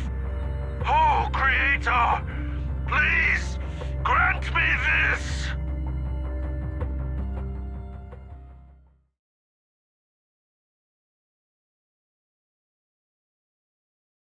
Are you okay, Julian? Don't be so down. Thanks. I'm okay. It's just... even though we had our suspicions, now that everything is out in the open, I can't help but feel a little... well, at least now I know the reason why he changed. What did Bringer see during the recording? Whatever it was, he called it a miracle. I saw the mission report from that incident. Bringer emerged from the Hollow unscathed, completely free from injury or corruption. Plus, I remember him rescuing a few civilians and walking out of the Hollow together with them. But if that's the case, then it's at odds with the audio we heard. Which one is the true version of events? It's possible that both are true. Like if Bringer actually met a real god that completely healed his body and helped him save the others. And that's why his mood changed so much. Why he started believing the Exaltists. Because he witnessed a miracle. That sounds like a reasonable speculation at this point. But it still exceeds the limits of what we know. In any case, it's a clue that ultimately points to the Exaltists. I'll keep pulling this thread and see where it leads.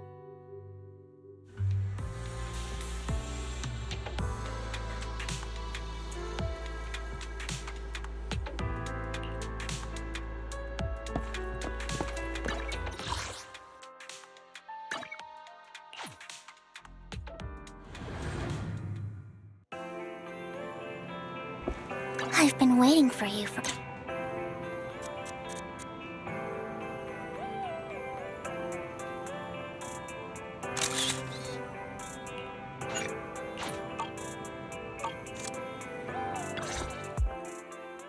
We meet again, Master Proxy.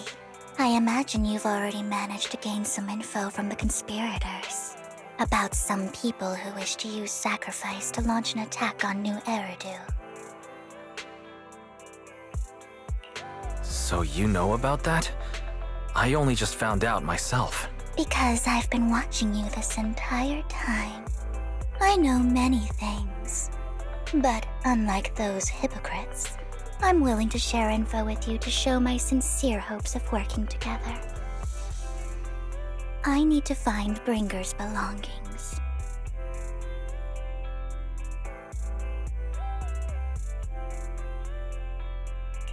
Bringer's belongings? Did he even leave anything behind? Oh, he did. I have complete confidence in my intelligence network. All the more reason for you to work with me. You've probably already guessed, but what Bringer left behind will be crucial for cracking the alleged sacrifice attack. Find it, and we'll finally know what they are after. Who do you mean by they? The Exaltists, of course. They're always lurking whenever something related to sacrifice comes up. Actually, the Exaltists and I, we have a bit of shared history. But no more than that until you officially agree to work with me.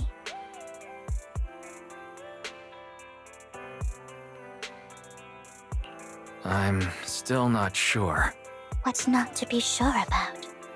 We both share the same goal, and I won't harm you.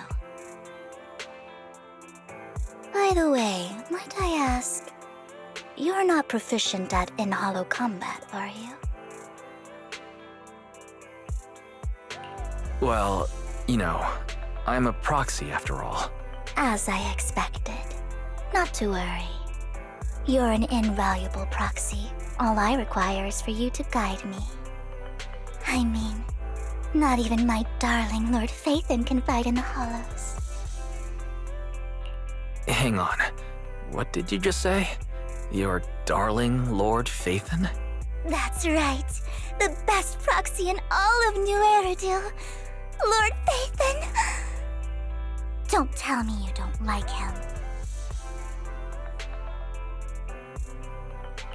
You might not believe this, but I'm actually Phaethon. You're an outstanding proxy, that's true. But Lord Phaethon's a cut above. No one could ever replace Lord Phaethon. But I know how you feel. You're actually one of Lord Phaethon's fans too, aren't you? So he's your biggest role model in life and you hope to become just like him, right?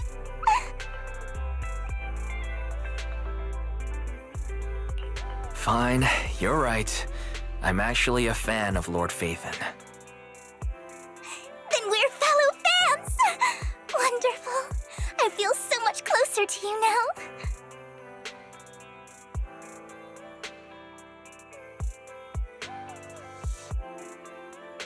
Oh my! Once I start talking about Lord Phaethon, I just can't help myself! Look at the time! I suppose that's all for today then. I'll be in touch with more news.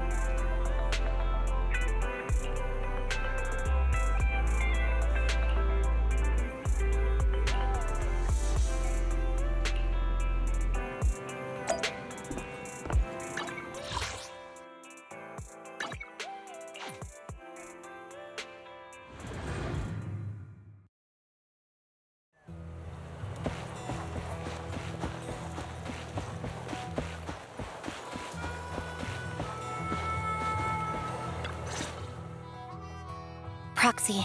You're here too. I didn't expect to run into you here. What are you two doing here? And what's with the new outfit, Ambi? I'm here to investigate that incident.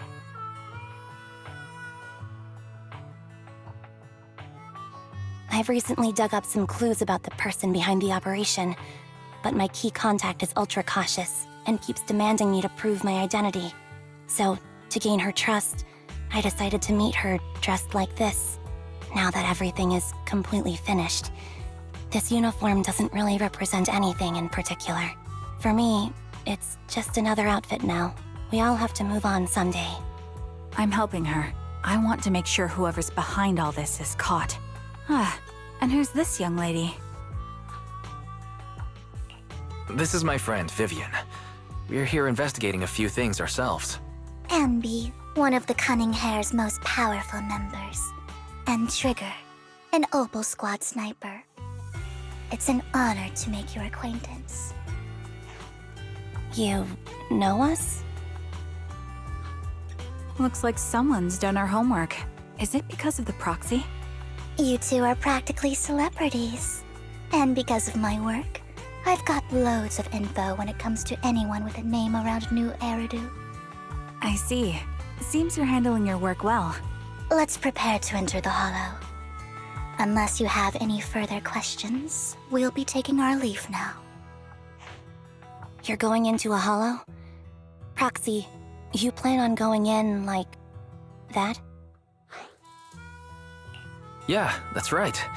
I've recovered quite a bit lately, so I don't need any protective equipment in the hollows.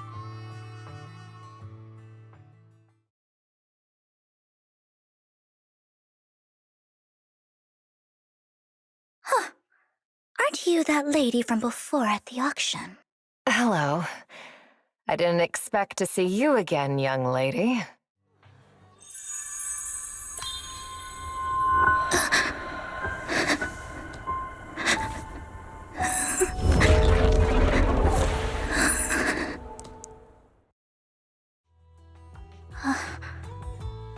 Vivian, are you alright? You look depressed. What's wrong, Vivian? Are you feeling all right? It's nothing.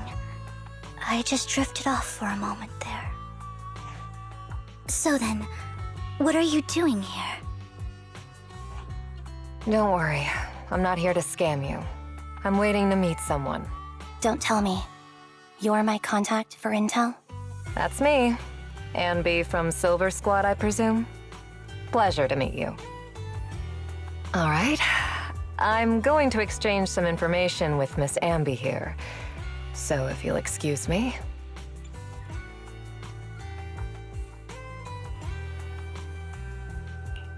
You aren't looking so good. What's the matter?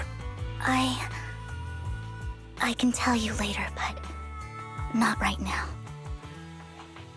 Okay, that's all the information I got for you. In return, I want you to do something for me. Take me into the Hollow. I left something very valuable inside. I have to find it. Seeing as we were just about to go in ourselves, why not join us? It's fine by me. But didn't you say you were investigating something? It's fine. There's no rush. Right, Master Proxy. Huh? Yeah, there really is no rush. Sure, let's all go together. It'll be safer with more people, and we'll find your missing item more quickly. Thank you.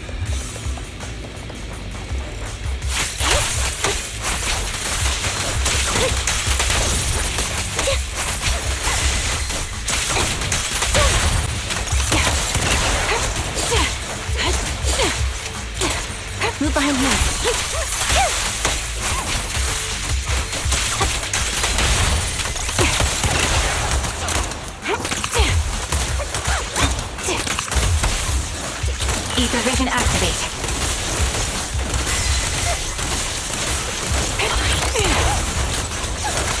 Target locked. Supporting position. Keep up the...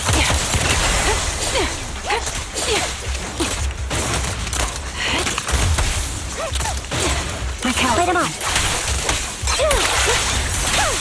Outbound. You're in my sight. Right open. Time to focus. Focus up.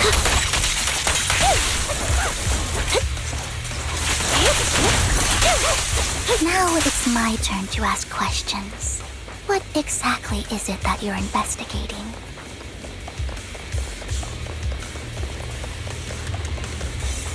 Since you're familiar with the name Silver, then you should know that it shouldn't exist anymore.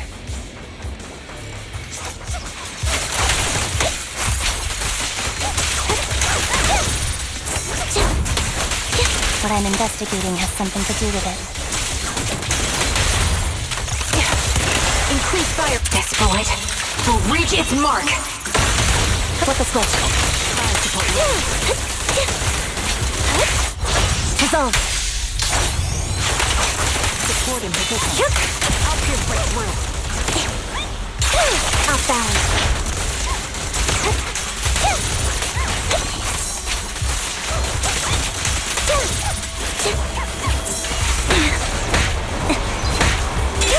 Wide open. The target's weary. Target locked. Down static.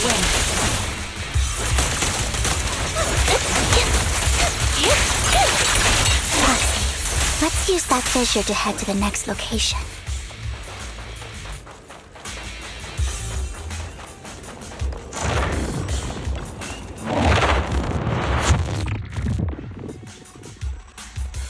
This is the place.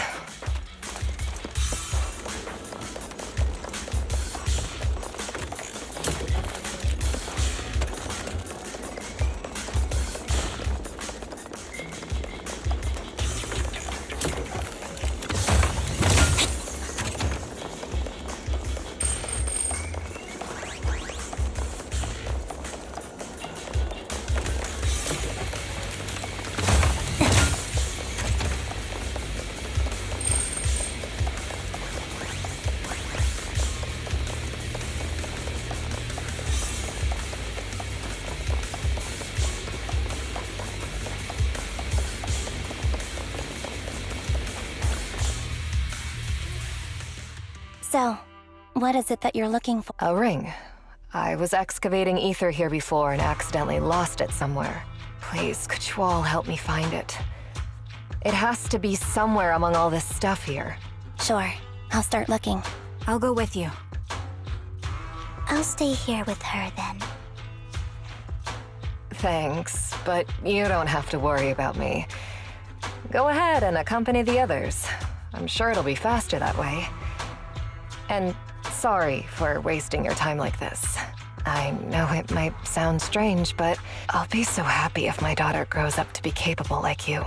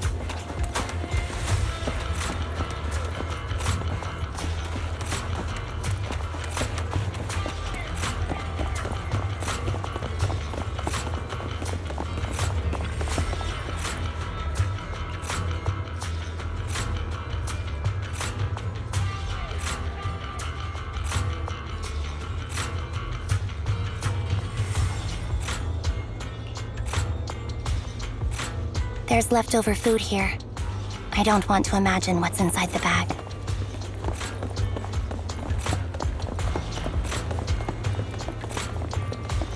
Neither do I.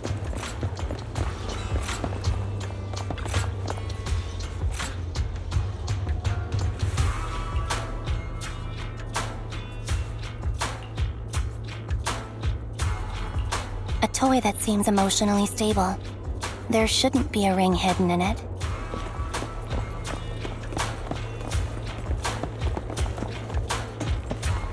It's pretty cute.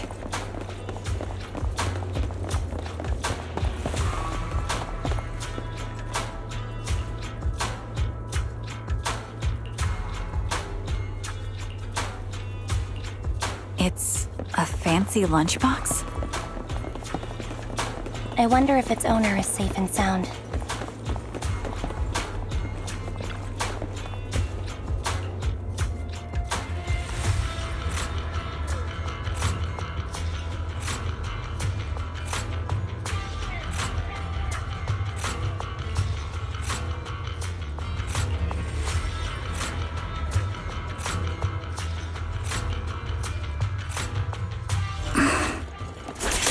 What's wrong, Vivian?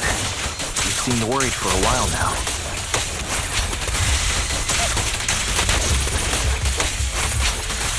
I'm worried about Sienna.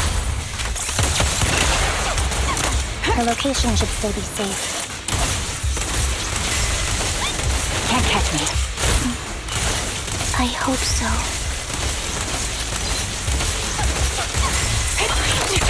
The melody of combat.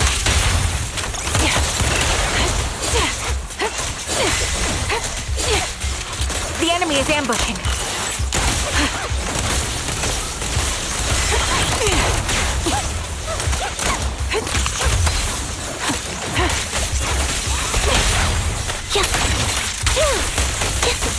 Off balance.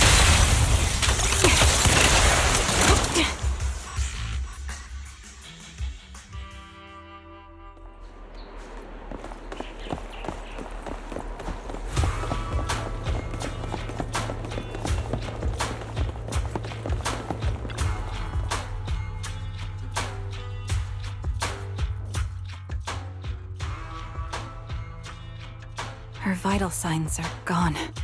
What happened? I guess this was her final scam. There's one thing I must remind you. Your time is running out. I'm not sure how you can tell, but you're right. I'm going to die in here. That's my plan. I'm very sick and don't have much longer. If I try to get treatment, it'll just be a burden on my daughter. So I scam my way through a bunch of physical exams and managed to take out a hollow corruption policy through Ravenlock Insurance. Once some time has passed, could you please take my corrupted body out of the hollow?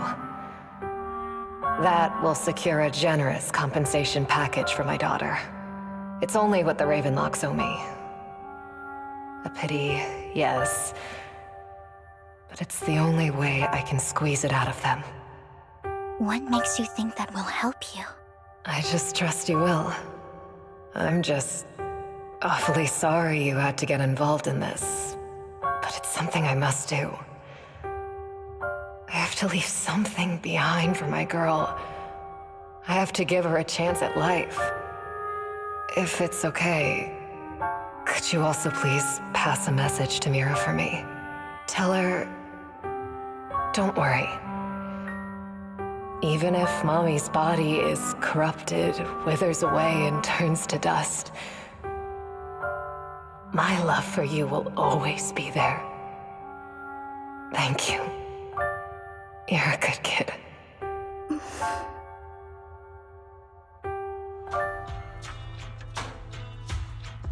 She was betting that we'd help her.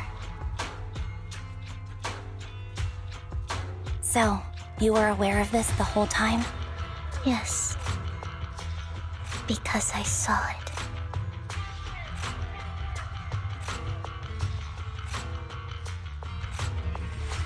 You might not believe me, but I've had this ability to see the future since I was a little girl. But the things I see are always something bad. Plagues, deaths, disasters. That's all I've ever been able to see. It's all that kid's fault!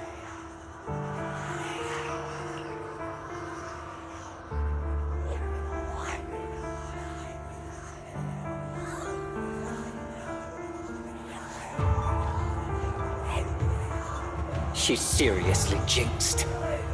I always try to avoid her. Otherwise, she'll say something rotten that ends up coming true again. Prophecies, she says. Like she's not the one bringing the bad luck upon us. It wasn't me. I didn't do anything. Sorry. I'm sorry. What good is saying you're sorry? Things like this keep happening every time you open your mouth. How unlucky. She shouldn't be here. Nobody wants her around. If only she would just disappear. I just wanted to warn you all. I'm sorry.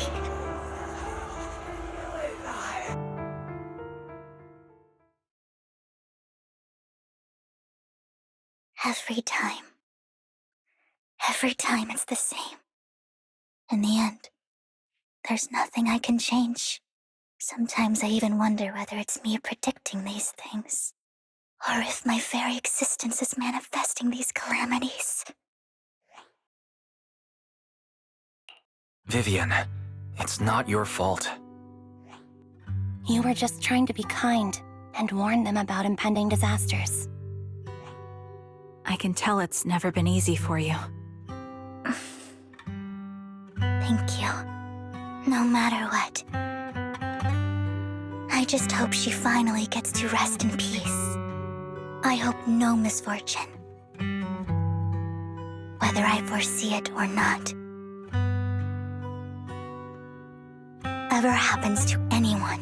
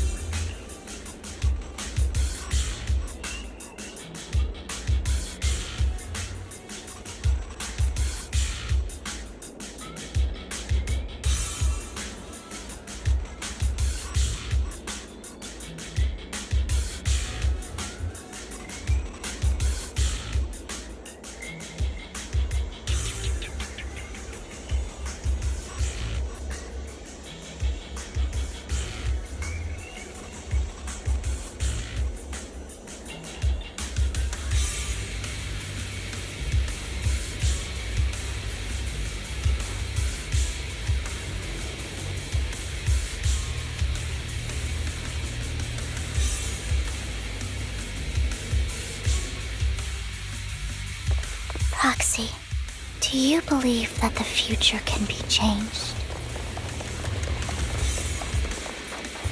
That's...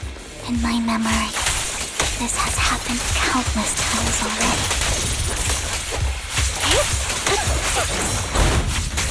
Why can I only see these misfortunes? Why can't I even have a sliver of happiness?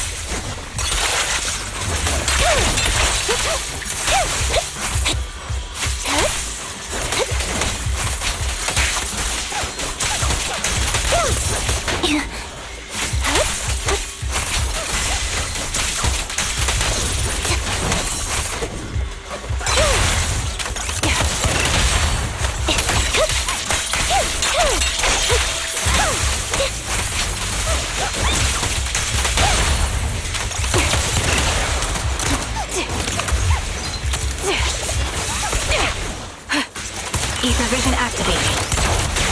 Right on cue. Roxy, the fissure that we're looking for is up ahead.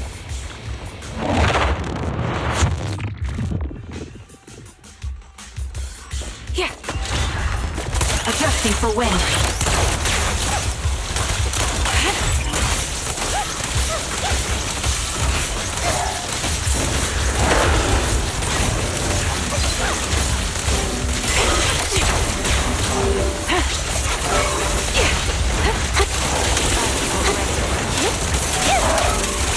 Show no mercy. Out balance. I won't back down. Quick shot. My bullets are one with the wind. Down strategy. Holding position. Now you pay.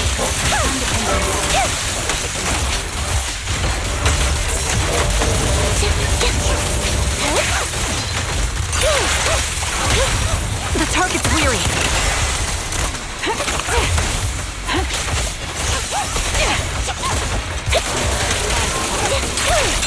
What you deserve.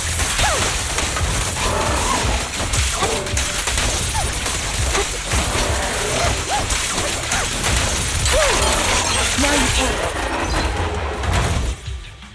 I think it's about time. We should take that lady out of the hollow. You guys go on. Thank you. She gave us the intel we needed, so this is the least we could do.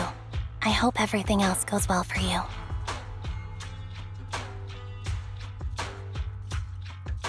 Master Proxy, is there anything you'd like to know? I'm curious about your story, Vivian, but we can talk more once you feel ready. Don't worry, I'm very patient. You're the first person to ever say that to me. I'd be happy to share my story with you.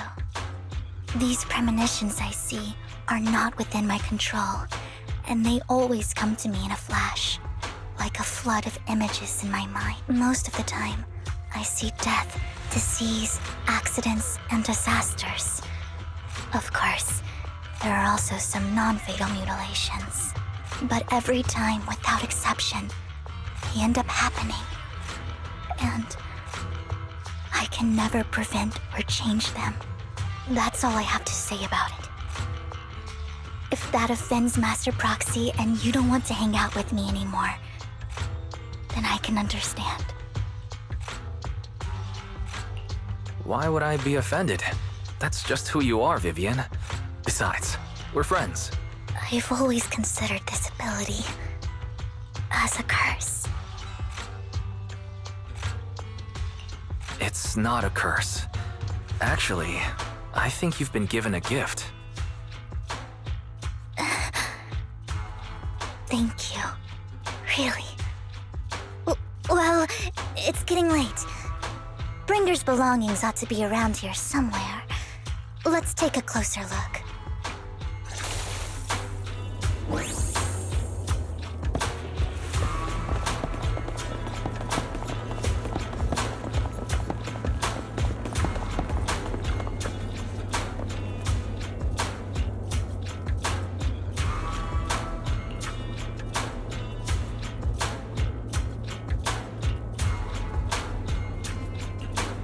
Looks like it isn't in here.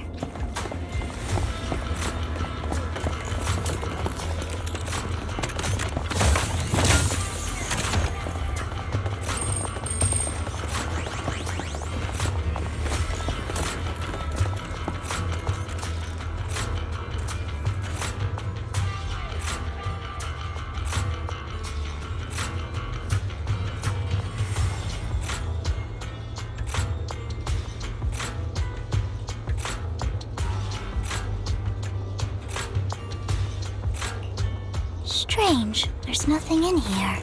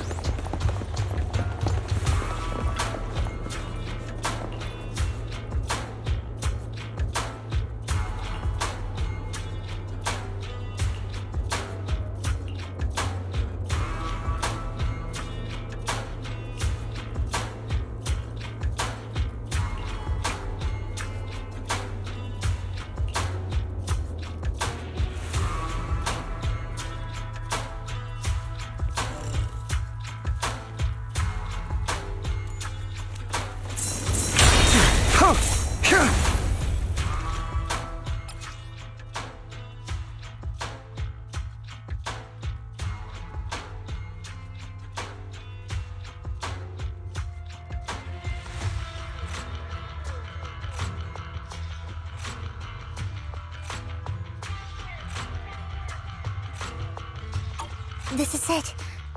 This notebook is what Bringer left behind. But I don't know what these markings on it mean.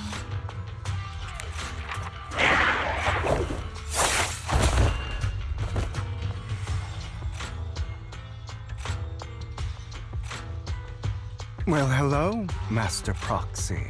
It's been a while. Oh, don't give me that scandalized look. I did just save your lives.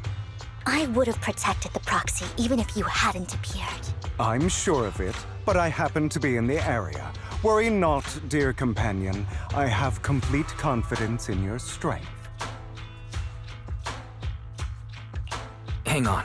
Did you say companion? So you two know each other? Apologies. I didn't have a chance to mention it before. I'm actually part of the Phantom Thief Syndicate, Mockingbird. That's right. I was only able to slip in during the auction thanks to some help from Vivian backstage. So the whole time you were only bidding on the collections so you could get backstage and tamper with things? I warned you before. You can't rely on appearances. Don't worry, Master Proxy. We don't have any ulterior motives here.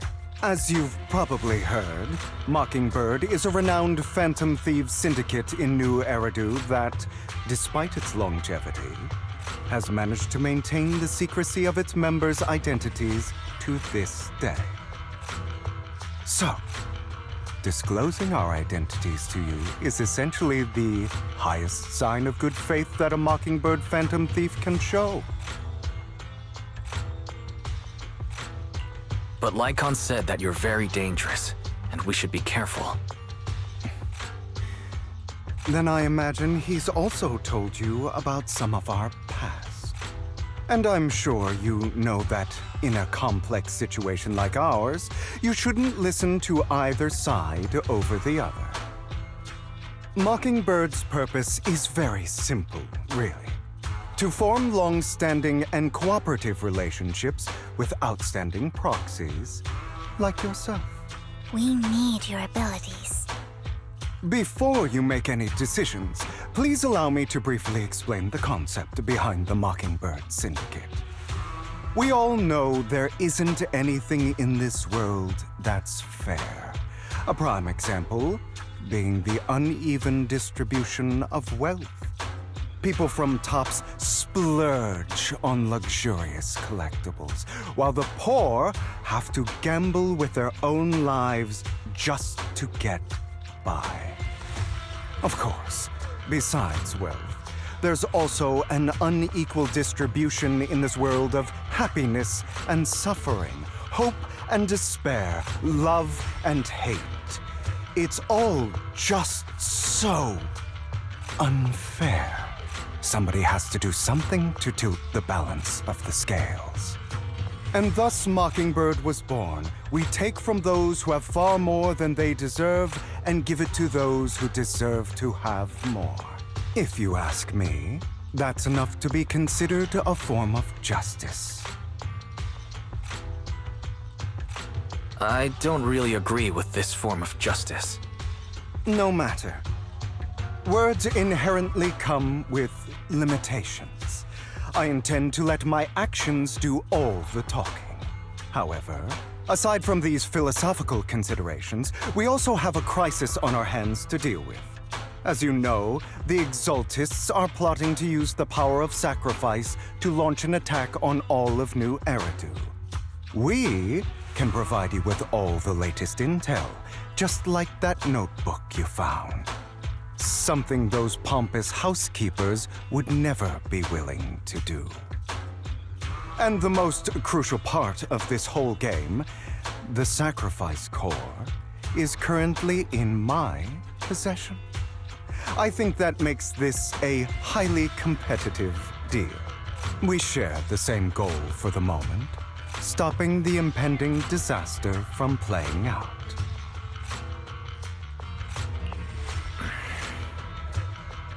I need some time to think about it. How about this? If you still have misgivings about our upcoming cooperation, then why don't you bring Lycon along with you? He's got the support of the mayor's office behind him, and his presence alone is enough to keep me in check. That would put you more at ease, right? Of course, you're welcome to bring some other friends along, provided they aren't from public security or HSO. Well, if you're willing to let my friends come along, then you've got a deal. Great. It's a deal. By the way, Proxy, this is for you.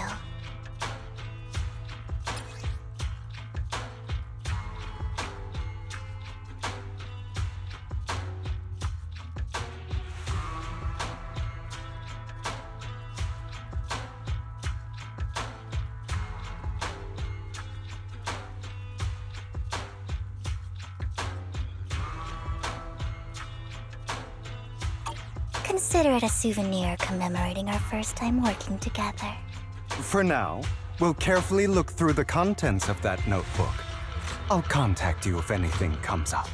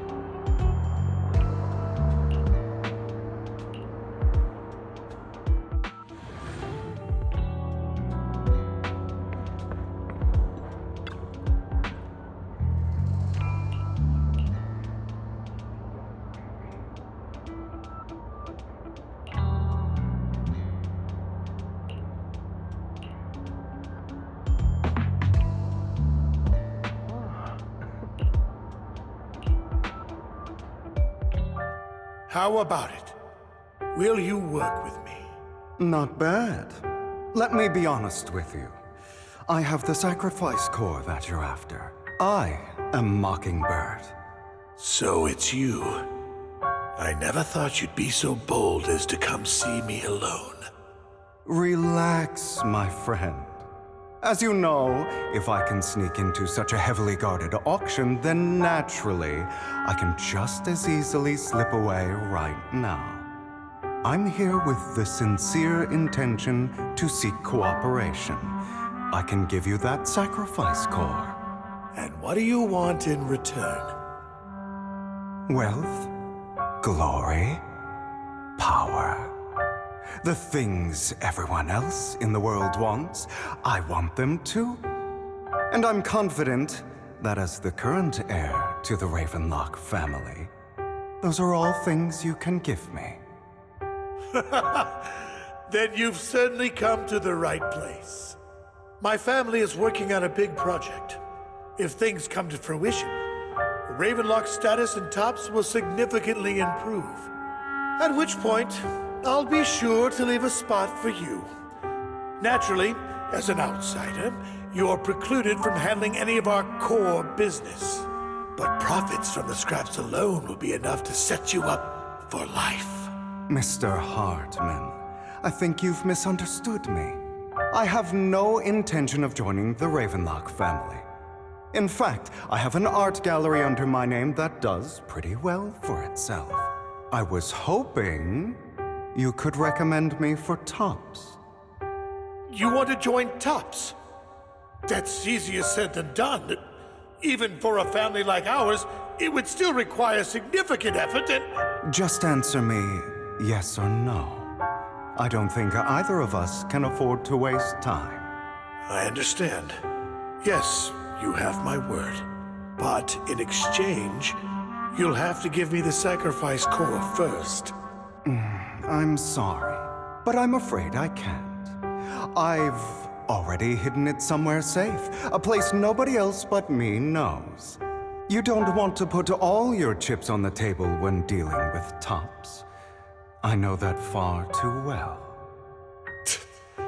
Then that means I also need to keep an eye out when working with the infamous Mockingbird, right? Mr. Hartman, I should remind you that I stand before you undisguised. Coming from a phantom thief who's never publicly revealed his identity, shouldn't that be sufficient assurance? If I betray you, then you merely need to lift a finger to wipe me from the face of this world.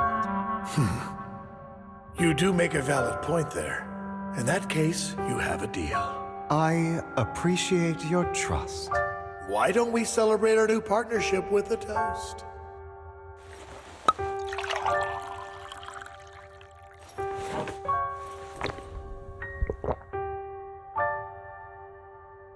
Having a drink before undertaking anything important is a family tradition. It's good luck. As an outsider, it's a real honor. By the way, you aren't the only member of your organization, are you? Shouldn't all your companions agree to this deal first? You don't have to worry about that. I'll make sure she agrees. Otherwise, I'll get rid of her too. Seems you'll do whatever it takes to get things done. Great things lie ahead for someone like you. All right, let's leave it at that for today. I'll contact you about what to do next. That's him! He's the one who killed Serena! She was the only one who was ever any good to him, right? That's how he repays her? That's why they say once a mongrel, always a mongrel. Just look into his eyes.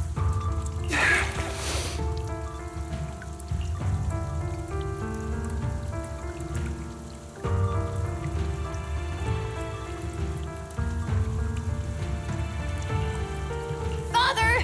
We have to punish him! Serena had been ranking ahead of him. Hugo must have poisoned her water so he could pass her. Pure evil. Typical for an impure bloodline. He should have been kicked out ages ago. Hugo, did you do all this? Yes, it was me. I killed her. He admitted it! Father, he must be expelled! He has no right to live under the same roof as us! Why don't we reunite him with Serena then? Nobody would ever know. Hugo, well done. My children, how many times have I told you before? In this world, only the most ruthless, cruel, and unscrupulous of people ever make it to the top.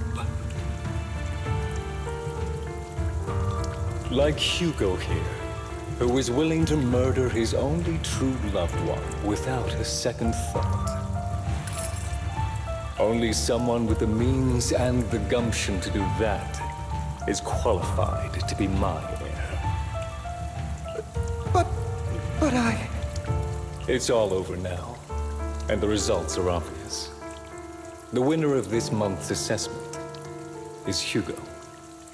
As for the rest of you, go to the usual place for the punishment you deserve.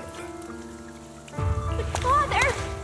For this, I was number one. As I've told you before, there's only room for one winner in this family. You're still a loser, even if it's by the smallest margin. And there's no reason for a loser to exist. This is all for your own good. Do you understand? Go on now. Receive your punishment for the sake of the family. Yes, I understand. I'm sorry.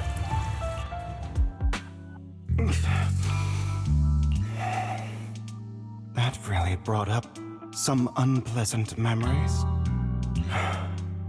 It won't be long. Soon, it'll all be over.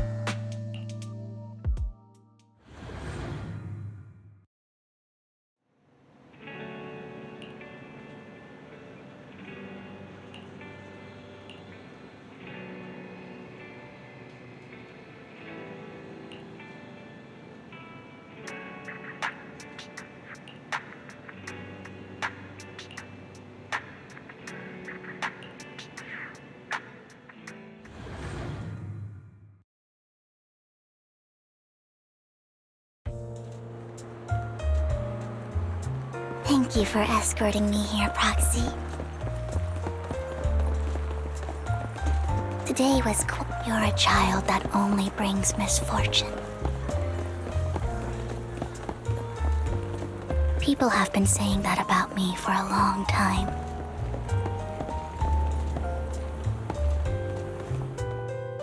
Why do I only predict suffering? If I could predict happy things, joyful things, would people like me a little more?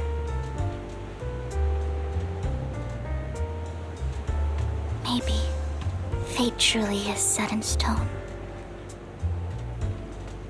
Often, I want to help these people avoid their miserable fates.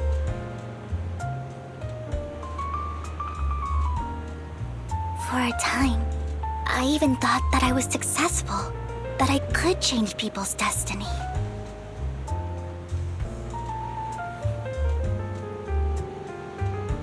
But it was all an illusion. In the end, I couldn't do anything at all.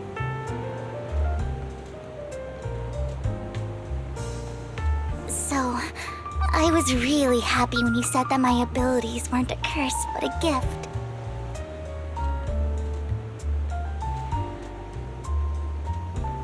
Thank you, Proxy.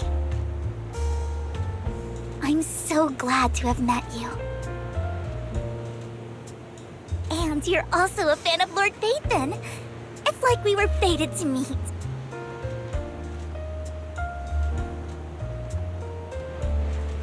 I don't know why, but I feel completely at ease when I'm by your side.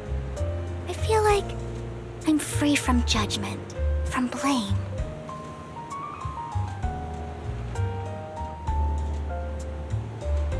Like, I don't need to worry about anything, and can just be my own true self.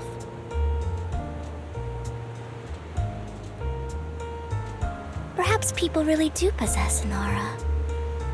And ours just so happen to be extremely compatible.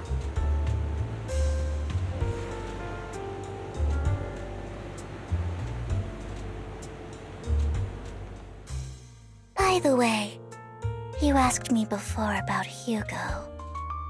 I don't really know much about him. He rarely ever talks about his past. But judging from his eye colors, you can guess he's probably the bastard son of a renowned family. I think his mother was very worried about his different colored eyes, and even wanted to get rid of him at one point. But then his family offered a huge price and bought him off his mother for some reason. And just like that, he moved from a leaky and drafty boarding room to a luxurious mansion. But he's also mentioned that the extravagant home is actually like hell for him. I think it's probably because the family treats him terribly. I digress. He ran away and ended up meeting Lycon and his master. After that, they formed Mockingbird together and experienced a rare period of happiness. Until Lycon's betrayal.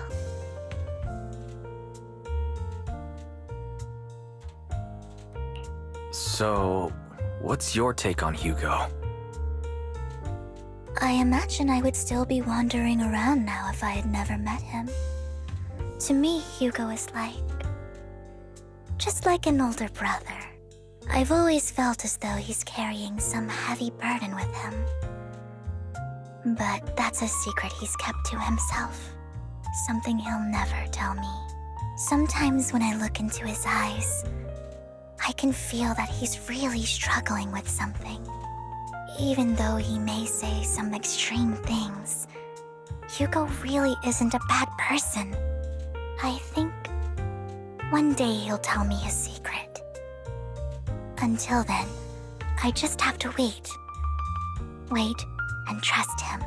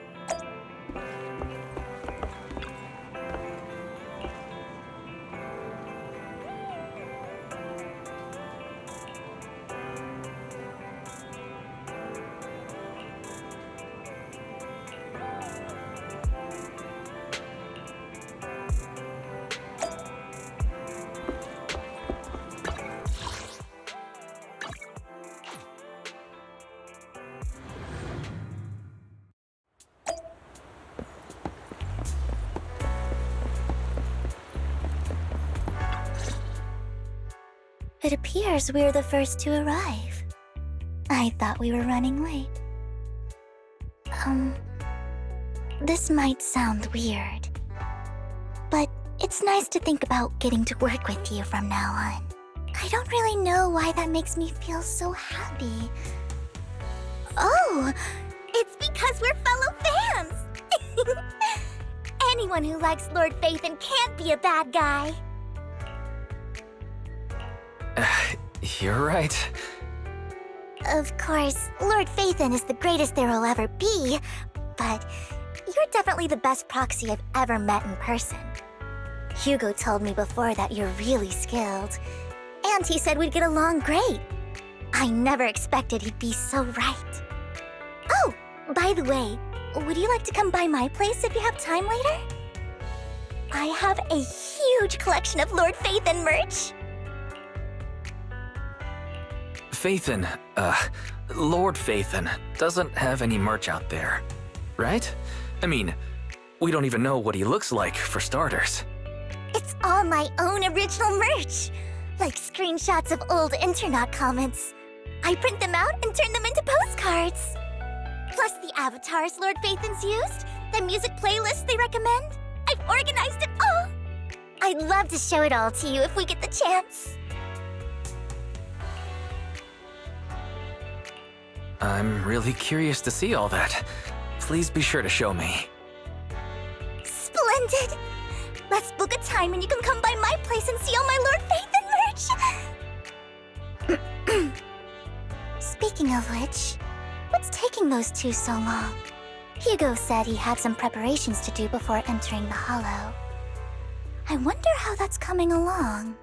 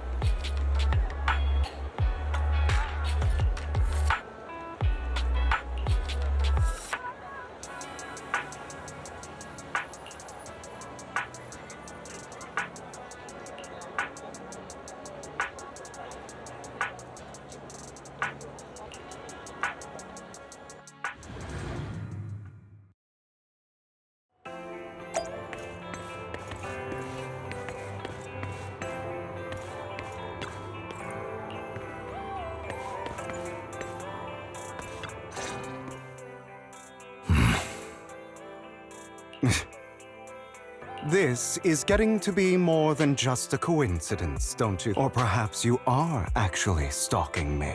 If I was stalking you, you wouldn't ever know.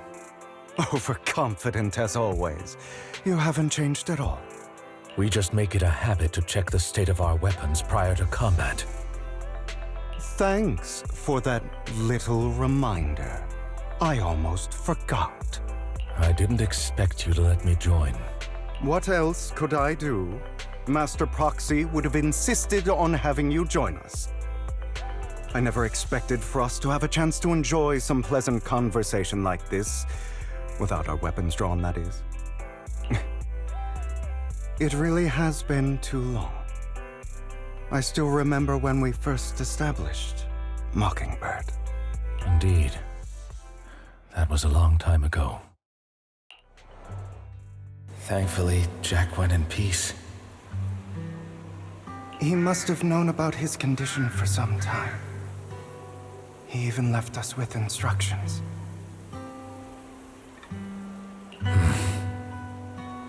Passing peacefully in your sleep is the most natural way to go. I'm happy for him. By the way, Lycon, have you given it any thought yet? You mean about our guild for Phantom Thieves? Yeah. It's time for us to build an organization of our own. Jack always supported the idea, didn't he? I don't have any objections. But what should we call it then? How about Mockingbird? It's a bird known for mimicking the calls of others to blend in. The same way we don high society roles for ourselves when we're out on a mission. Oh, oops. I nearly forgot. You're a terrible actor, and you're always flubbing your lines. I guess we can rule out that name, then. No, call it Mockingbird. We're always just putting on an act, aren't we? I won't slip up on our next mission. Besides, we still ran missions together even when we didn't have a name. Having one now won't really make a difference. No. It does make a difference, Lycon. And I don't just want a name. I want Mockingbird to become a symbol, like the sword of Damocles hanging over everyone's heads, striking fear into the hearts of the rich and cruel whenever they hear the name. Just like Jack used to say, this world isn't fair. So that's why we have to influence it however we can, and change things in our own way. But on the basis of not causing harm to other people's lives. That's also what Jack used to say. You remember, don't you? Of course I remember. All right, I promise.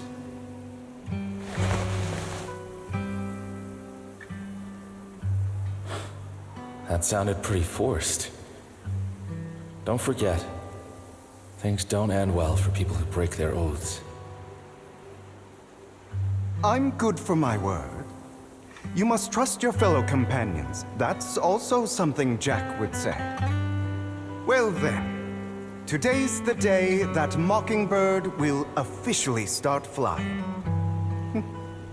Our first order of business, deciding on our symbol.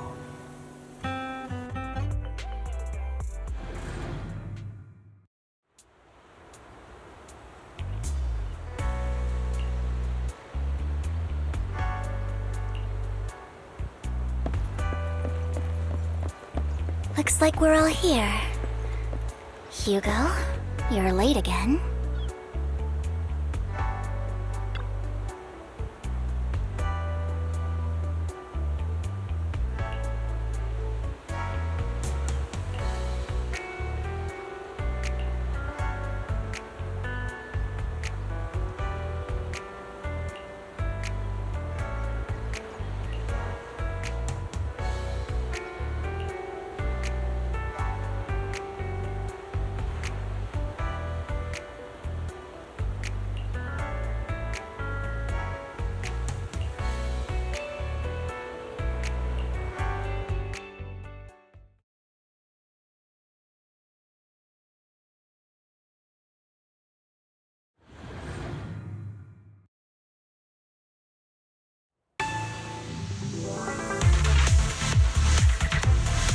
Expect the coordinates in Bringer's notes to lead here. Evade, now! Oh, are you familiar with this place? More familiar than you, it seems. Thank you. Roxy, if they're being too noisy, can I take action? Focus up.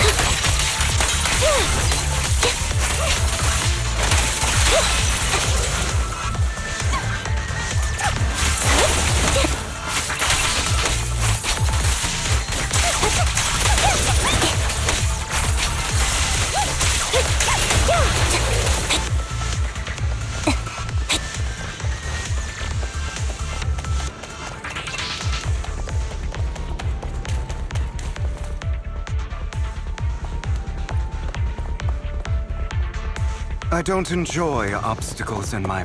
The generator room should be nearby.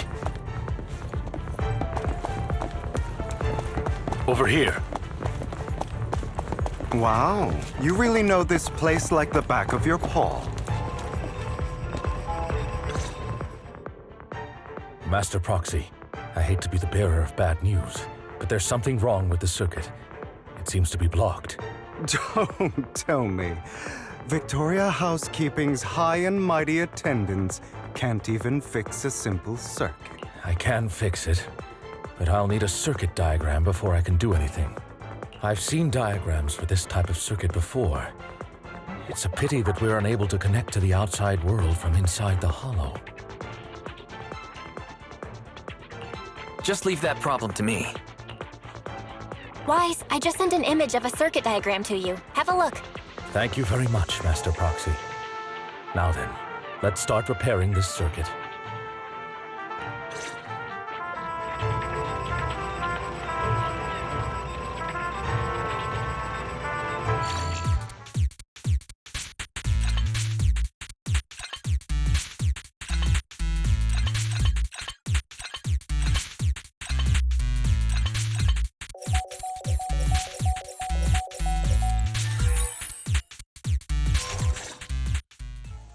The circuit is fixed. We should now be able to open that door. Wait up. Wait a second. Something just doesn't add up. It's all coming together now. Communicating with the outside world from within a hollow. I'm getting that circuit diagram. In theory, there's only one person who could ever do that. Could it be your Lord Phaethon? Impossible. There's no way. But then again, only Phaethon could have done that. I mean, you're an incredible proxy, sure. And you're a good person. But could you really be Lord Phaethon?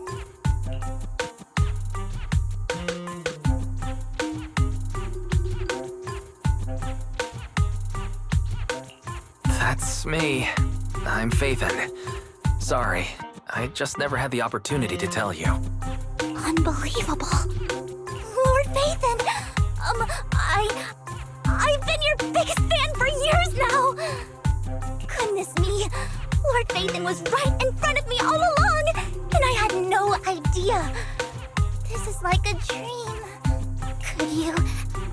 I mean, if you're willing, could you please give me an autograph and a group photo and...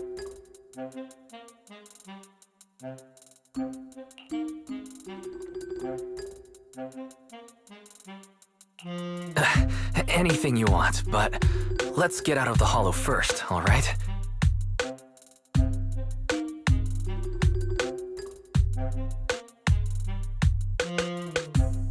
Oh! Okay, sorry. Guess I got a little too excited.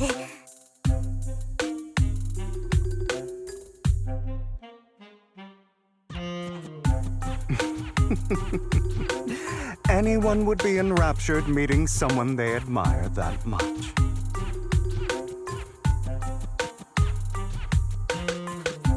Yeah, if I ever met my favorite movie director, I'd be the same.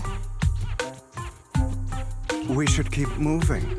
This isn't the best place for idle chit-chat.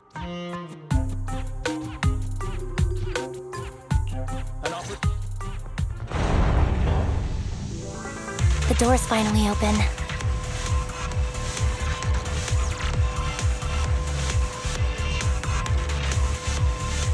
Have you run into trouble? You wouldn't normally stay idle this long.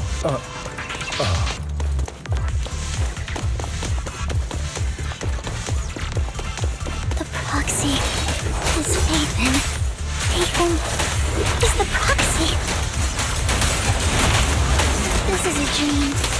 I never went to wake up.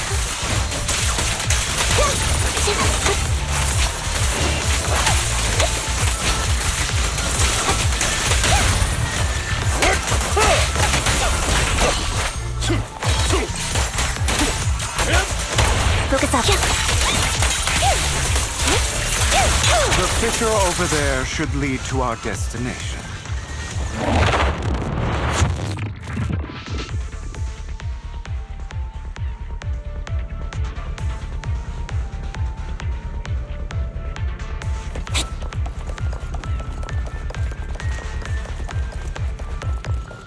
Lycon, your fighting style wasn't so reserved in the past. I've matured.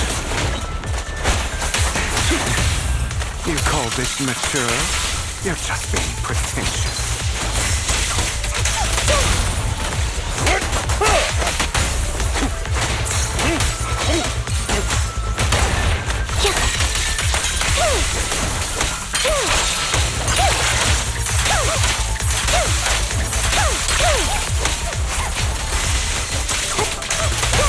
Thank you for...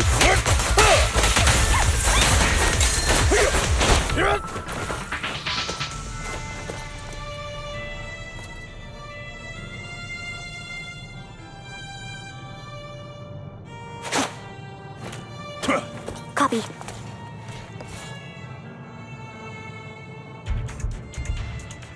An opportune time. Light him up. Say no more. Focus up.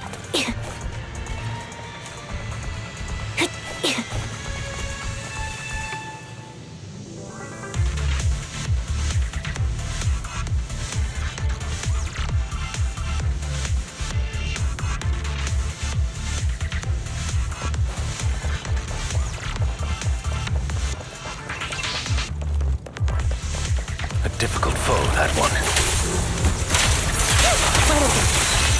Let us leave this place at once. Ensuring Master Proxy's safety is our highest priority.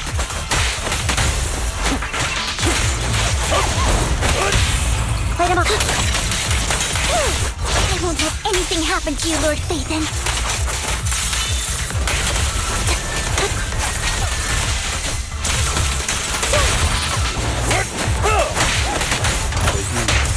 I'll eliminate any obstacle. Focus up.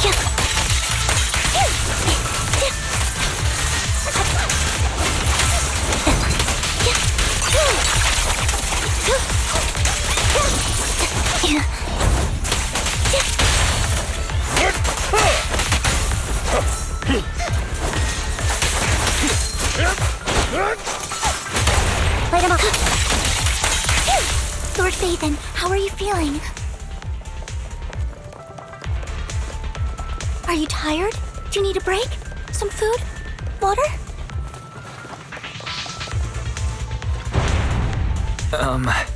Thank you for your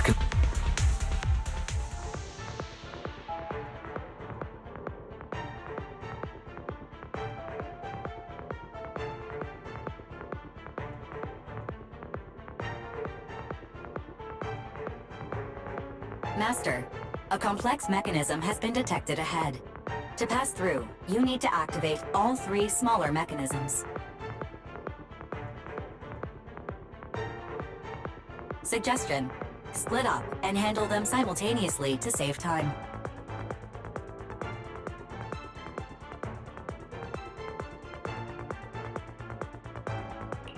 So, we have to head to 3 different places to crack this thing.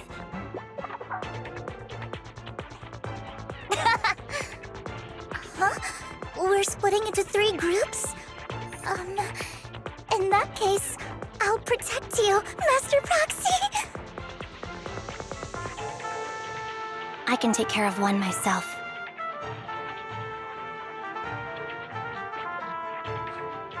That leaves the last one to me, then. You should go with Hugo. What's that supposed to mean? We get along just fine, don't we, Miss Cunninghair? I don't know what's going on with you two, but you've been bickering the whole time. It's annoying. This is a good chance for you guys to build some rapport.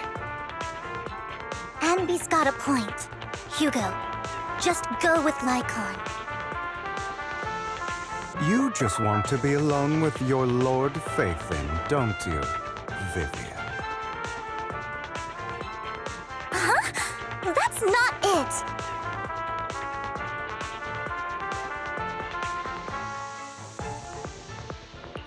All right, sounds like a plan. It's all decided then. If Master Proxy says so, then sure. But Lycon, you better not slow me down. I really want to recommend you two some movies for a crash course on teamwork.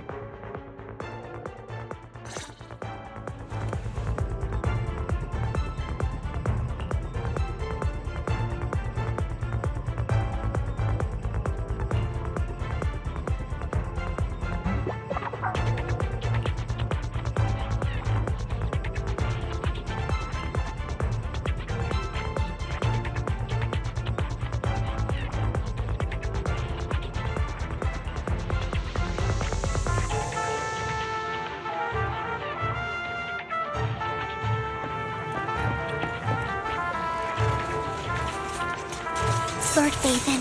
There are too many ethereals here. We have to find a way to close that door and...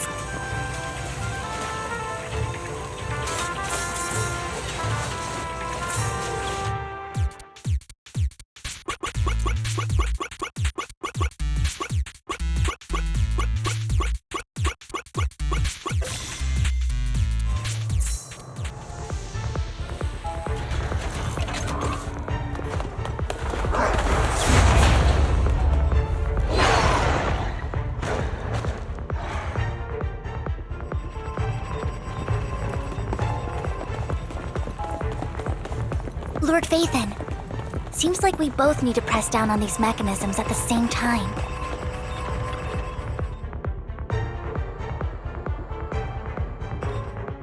Sure enough, Lord Phaethon and I share a deeper connection. Sorry, I hope I'm not being too forward. Goodness me, somehow I'm fighting alongside Lord Phaethon. It's like all my dreams are coming true. I'm going to wake up any second now, aren't I? No, this isn't a dream.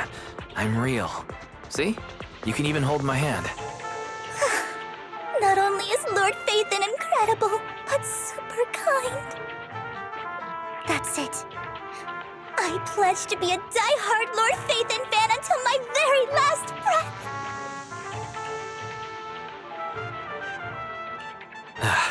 I'm happy to hear that. Don't get me wrong, but why do you like Phaethon so much, Vivian? Lord Phaethon is my light.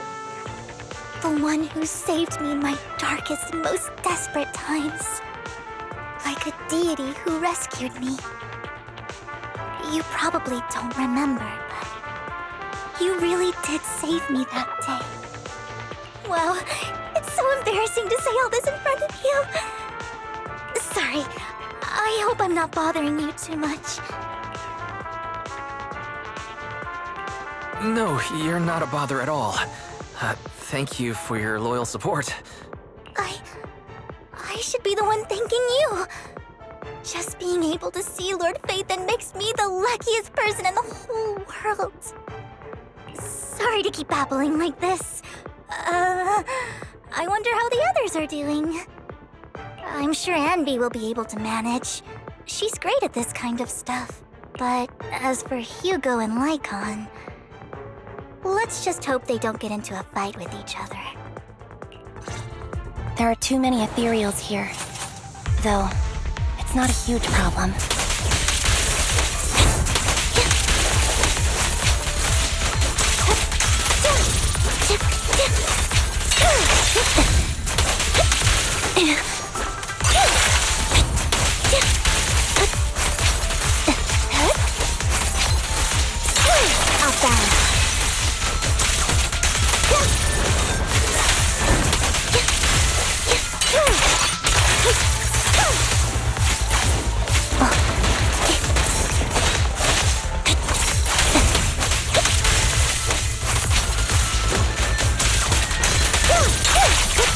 Stop! Wait a bit.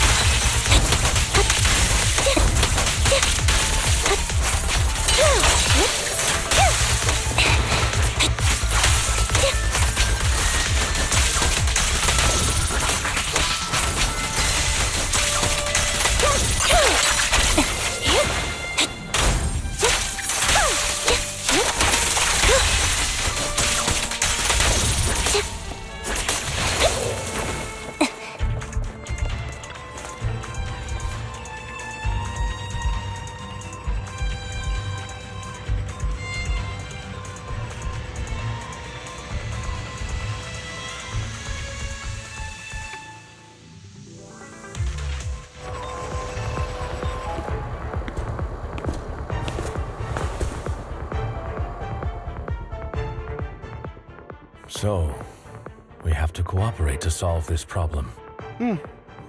That's a real shame. I have no intention of arguing with you right now. Master Proxy and Miss Vivian are elsewhere, and we must rendezvous with them post-haste. What a coincidence. That's exactly what I was thinking. Just this once, we should trust each other. For the proxy. I have no objections. Very well. Then you'd better keep your word. I know you've never fully trusted me, Lycon. Even before it all fell apart.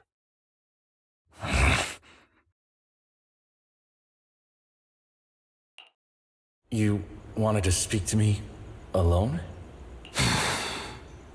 I know you and Hugo are as thick as thieves and don't hide anything from one another. But you can't tell him what I'm about to tell you. Did something happen with him? Hugo is an intelligent and gifted child. He learns everything I teach with ease. In time, he'll grow beyond me. Reach a place where people will marvel and look up to him as a beacon. Yeah. As much as I hate to admit it, he always picks things up just a teeny bit quicker than me. But none of that matters, because I can overpower him easy. I don't think being gifted is a good thing for him. What do you mean? He bears a dark and painful past. What he was taught, the hatred he was faced with, everything he picked up. It's all become an integral, inseparable part of him. I believe that beautiful flowers can blossom even in the darkest abyss. But the roots of that flower would draw from evil instead of good. Hatred instead of love. It's a curse that flows through his lineage. A curse that fate branded him with. I've seen far too many people like that throughout this long life of mine. They struggle with this curse their whole lives. But they all end up failing in the end. The path of light is narrow and fleeting. And the darkness is filled with such temptation that dropping your guard for even just a moment can send you spiraling straight into the abyss. Do you mean Hugo's going to be a bad guy? I don't know. I hope he'll always stay true to his heart. That he won't give in to hatred and ambition.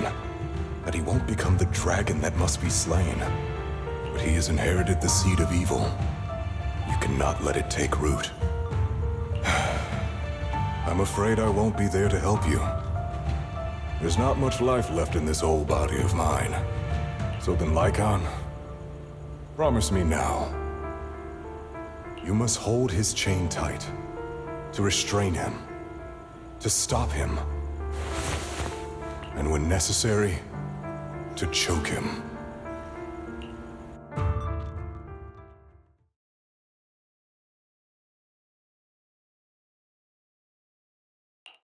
You've become slow. Or maybe you've been on guard against me this whole time, and that's what's slowing you down.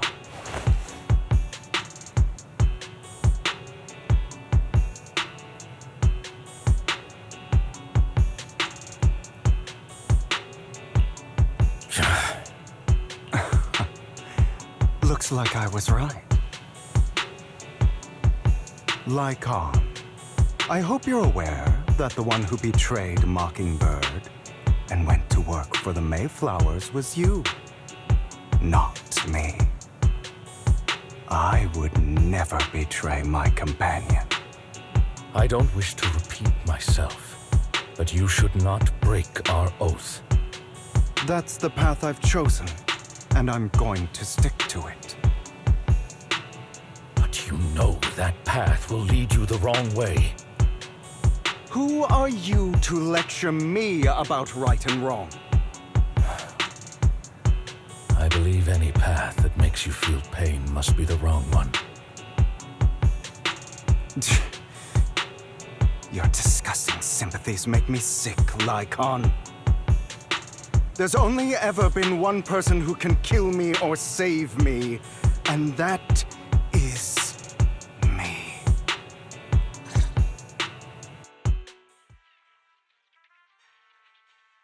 Great, it worked!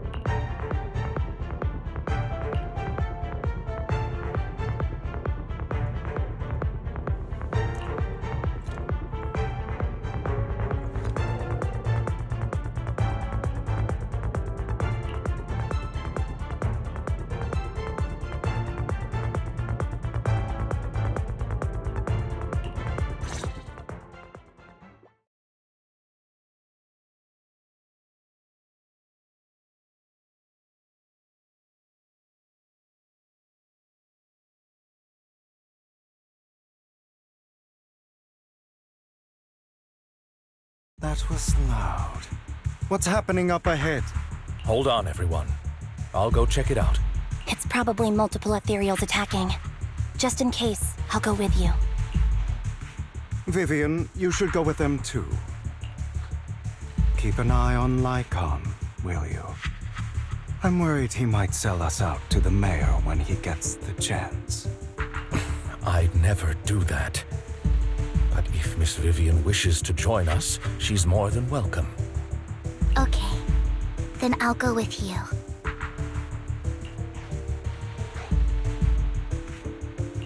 Why do you look so nervous? I've spent so much time by your side already. I need to get away from Lord Phaethon for a little bit, or I might die from this overwhelming happiness. If that's the case, Miss Vivian, feel free to come along with me. Okay. Alright. So, how does it feel to be worshipped, Lord Phaethon? You had that figured out a while. Sharp as always. But of course, I couldn't spoil it for her. She has to figure it out on her own. That's what makes it special. Not only that, you asked Lycon and Vivian to leave for some reason. Is there something you'd like to say to me? I can't keep anything from you, can I? I've always treated Vivian like my own little sister. Maybe it's just a coincidence, but she looks a lot like Serena. I think I mentioned it before. Serena was my half-sister. She passed away a long time ago.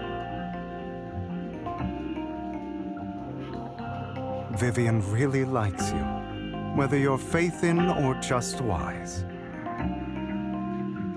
Of course, I also have a lot of respect for someone like you. Strong, fair, and genuinely kind. So I hope... I beg you, please keep her safe. Hang on. What's that supposed to mean? Think of it as the last bit of conscience I have left. A kid as pure as her. She should stay alongside someone who walks in the light. Like you. Not even Vivian can agree with all my beliefs. One day we'll go our separate ways.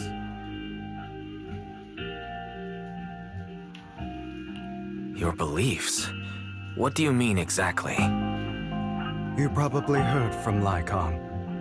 We swore an oath when we started Mockingbird.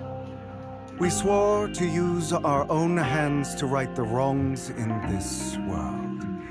But never, under any circumstances, would we take another human life. I stayed true to my words. Until my father, the man I hated, stood right before me. I could have ended his life easily. But I hesitated. I remembered that damned oath and their repeated attempts to convince me. I didn't do it. Because of that, innocent people died. All because of him. If I'd killed him first, then none of those tragedies would have happened. People like him don't deserve to live. After that, I realized, sometimes, taking one life really can save countless others.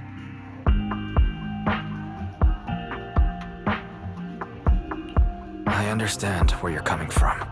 I knew you'd understand. Vivian has a good heart. I don't want her to get her hands dirty. But you know how it is. In this world, someone has to be the bad guy. So, I want to apologize to you.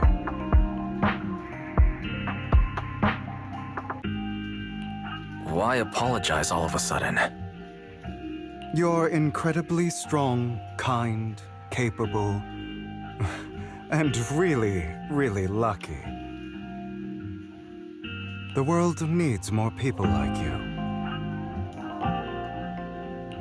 Remember that revenge movie I told you about, Children of Devils? I still haven't found it, but I came across another videotape with the same name. Turns out, in that story, the Children of Devils are actually the children of gods.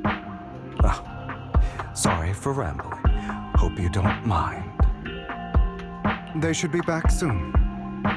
Please, look after Vivian for me.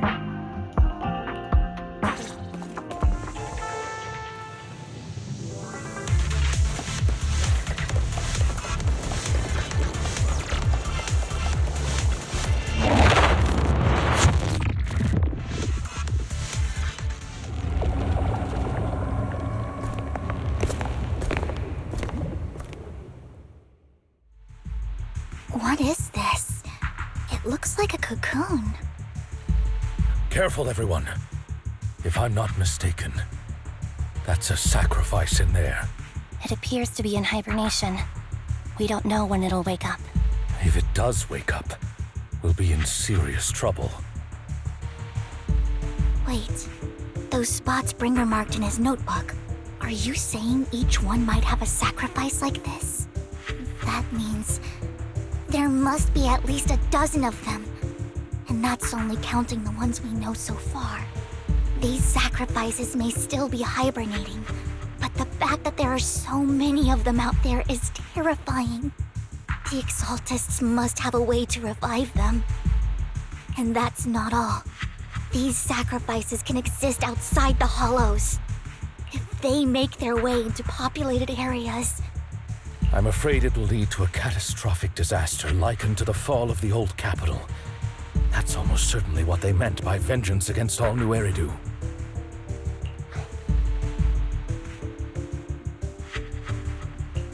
Let's find a way to get rid of these sacrifices. We can't let the Exaltists have them. Thank you for helping me find this sacrifice. But sorry, kids. You won't be the ones to keep it. it's that annoying old man. Why is he here? I'd advise you to choose your words wisely, young lady. You are from the Ravenlock family. So it was you. That face. Oh, I know you. I heard about what happened to your friend. Truly unfortunate. If only she'd been smarter. It seems your goal was this sacrifice all along. You've been tailing us, haven't you? Keeping your distance so that I wouldn't notice. As expected of a Wolf Thyran, you are very perceptive. That's right. All thanks to your ex-partner, we were able to carry out our plan smoothly. My ex-partner? I'm not exactly happy being called that, but what he said is true.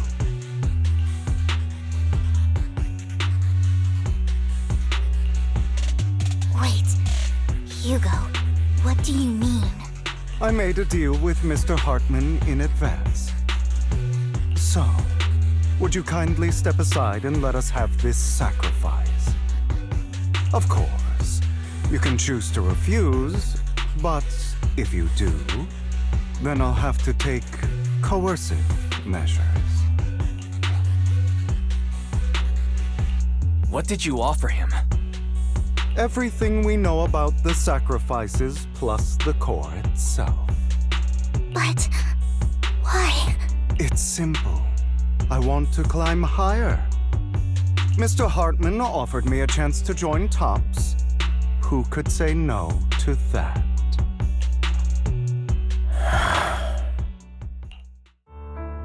No. Impossible. You promised to help me investigate the Exaltists. You told me the whole point of Mockingbird was to do anything it takes to bring a little justice to this world.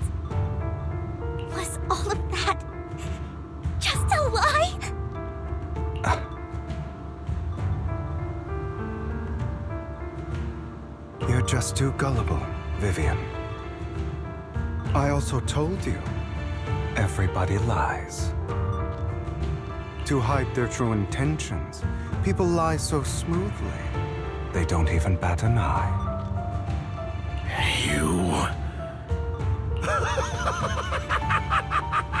What a wonderful show of betrayal and backstabbing! Bravo! I've got no interest in your little feud, but would you all be so kind as to step aside? My men still have some delicate handiwork to do to extract that sacrifice behind you. Over my dead body. Hugo, why in the world would you do that? Instead of wasting your time on idle chatter, why not focus your energy on the battle ahead? Prepare the conduit. Your plans will never succeed. It's useless. Don't you get it? You're not just going against the people in front of you. You're not going against me. Take this. But rather, the entire Ravenlock family, even the whole of Tops. There's no chance of victory for you.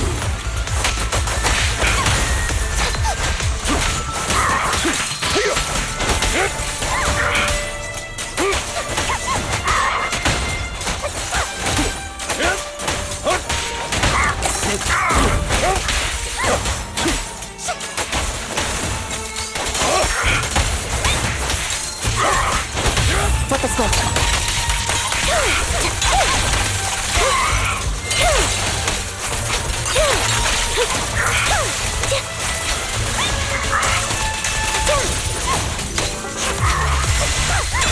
Wide open.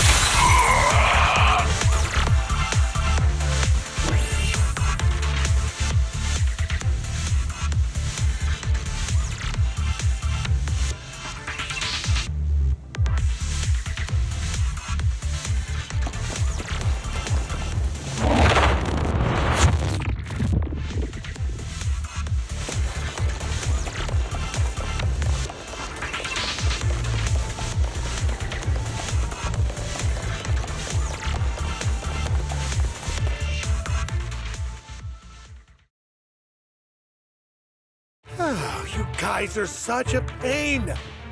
Hugo, stop standing around. Time for you to act. We had a deal. Give me the sacrifice core now. Did we? I don't remember. I imagine this is your favorite kind of entertainment. Watching allies betray each other, suspicion festering until it all turns to bitter hatred. Seeing people tear each other apart like wild beasts, just like your decaying family. Does it comfort that dead conscience of yours? What's that supposed to mean? I am loving the look on your face right now. Right when you think you've succeeded, I'm here to tell you it was all fake. None of it was real. Let this pain sink in. It's karma for what you did to me back then. You're insane. I have no idea what you're talking about. You still don't recognize me, do you? Let me give you a little hint. My full name is Hugo Vlad Ravenlock. That's impossible. You're part of our family? I may be an illegitimate child, but I have the same blood flowing in my veins as you. I know you. You're that bastard of his.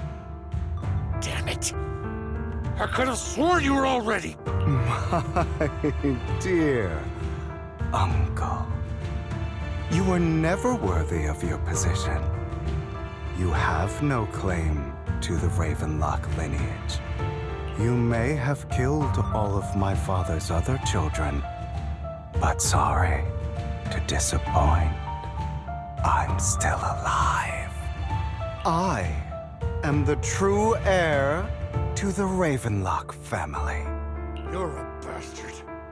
You have no right to inherit the family. That's not for you to decide.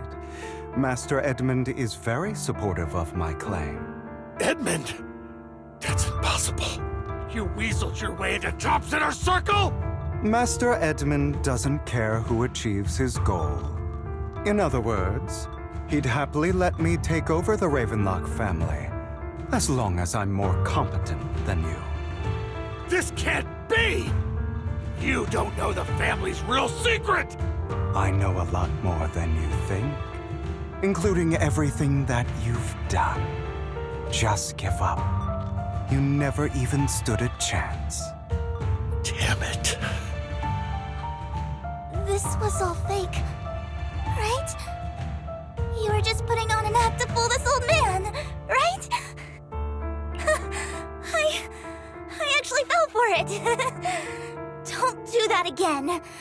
At least give us a heads up next time.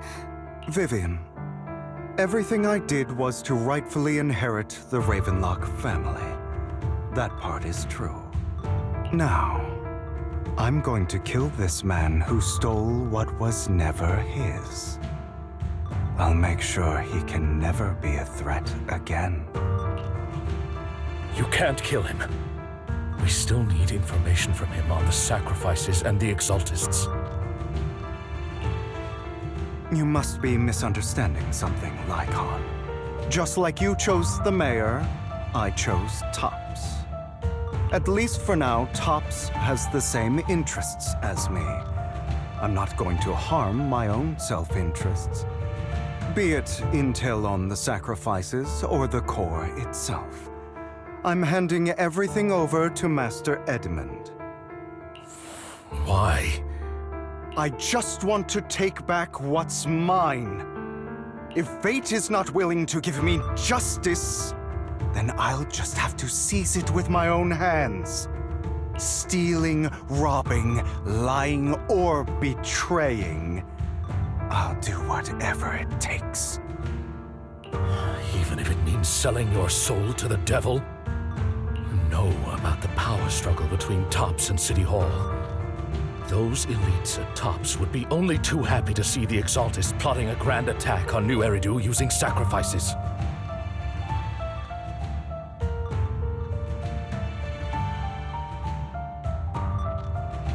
That would severely harm the Mayflower's reputation and approval rating in New Eridu. And that's exactly what Tops wants to see. If that happens, countless people will die. I'm sorry it has to be this way, but I have to do this. I'm going to get everything Master Edmund wants. Inherit the Ravenlock name, climb to the top. And then I'll be able to change everything for good. For a permanent and absolute victory, we must endure the pain of cutting away rotten flesh and persevere through the darkest hour before dawn. Someone has to do it.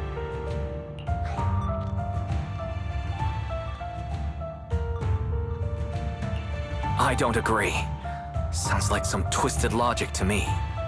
This is the path I've chosen. Without power, resources, or strength, we can't do anything. Mockingbird is the perfect example. All the talk about using our power to tip the scales of justice and hover over them like the sword of Damocles. It's just a delusion. In their eyes, we're nothing but annoying gnats. Mockingbird has never really changed anything or saved anyone. Never in the past, not now, and never will in the future. None of it matters.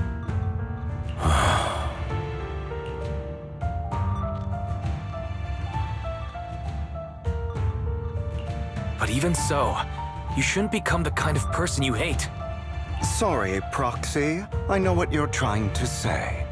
But this isn't some children's story of a dragon slayer becoming an evil dragon. Sometimes, to slay the dragon, you must first become one. With sharp claws, rending fangs, and strength enough to destroy anything. So I will bloody my hands. I will carry the weight of my sins. I will become the abyss.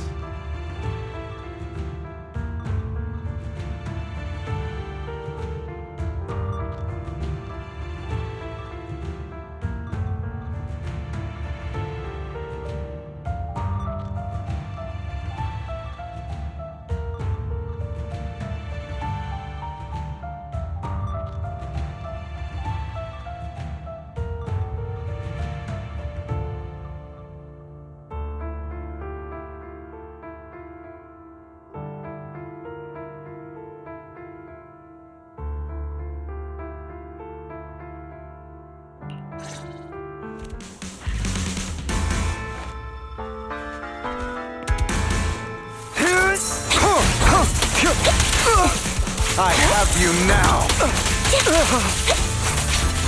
It's about time you kneel.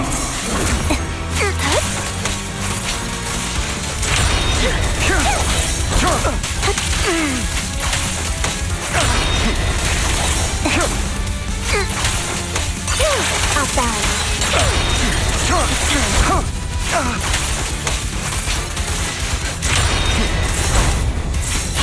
Out of my way!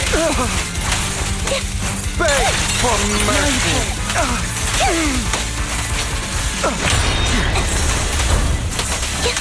Is that all? Everything you just said. Is that what you truly believe?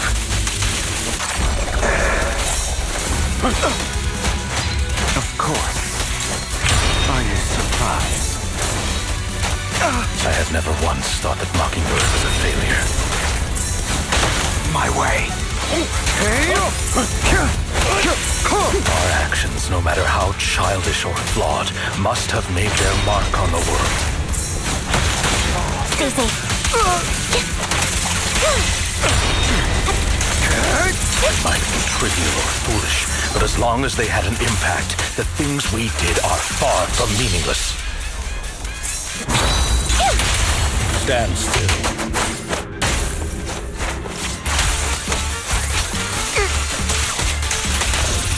Keep focused. I don't want it to end like this. There must be another way. There isn't, Vivian. This is the final lesson I'll impart to you. Those who cannot give up anything are destined to end up with nothing.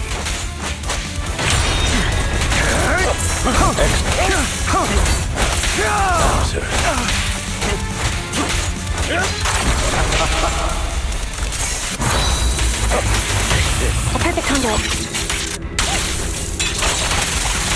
Truth be told, Proxy, I envy you.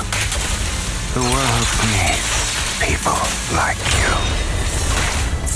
Is that all?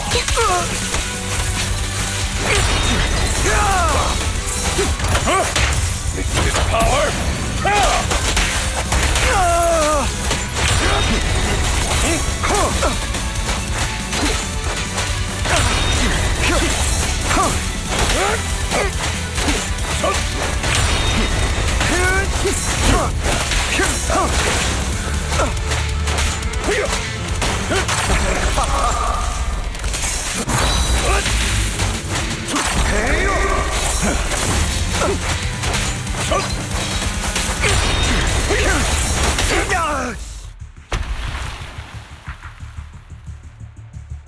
All right, you got me.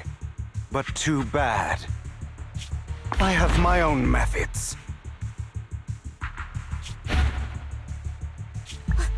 What are you doing?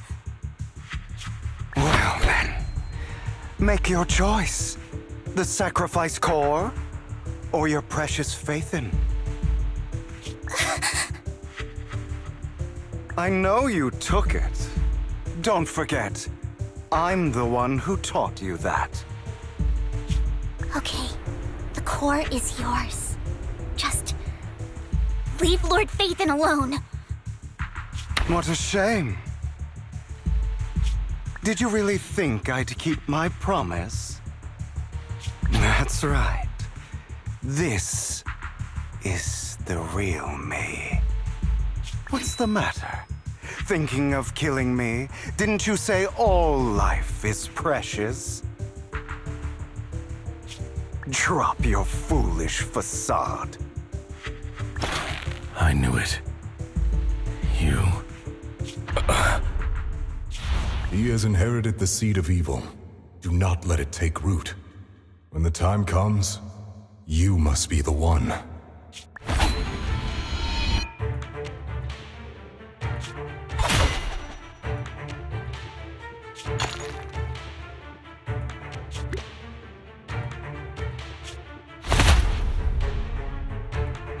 Go on, kill me. If you've got the guts, do it, traitor.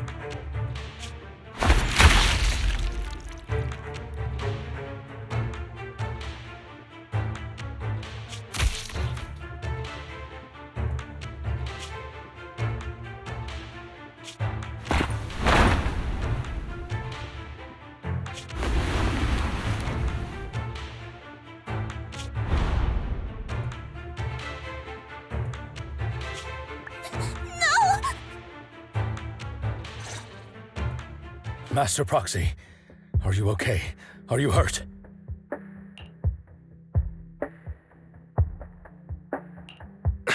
Don't worry. I'm fine. I just didn't expect things to turn out like this. Lord Phaethon, I'm sorry. I had no idea Hugo would do that to you. I'm so sorry. Judging from how we've interacted before, Hugo didn't seem like the reckless type. I feel like there's more to this than meets the eye.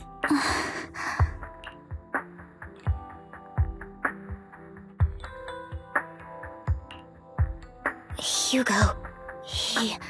That's a hollow down there. If you need, I can arrange for someone to go in and search for his body. That isn't necessary. To be frank, I thought you'd hate him for his betrayal, Miss Vivian.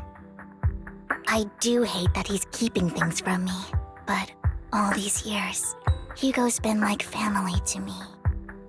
I believe he's still with us.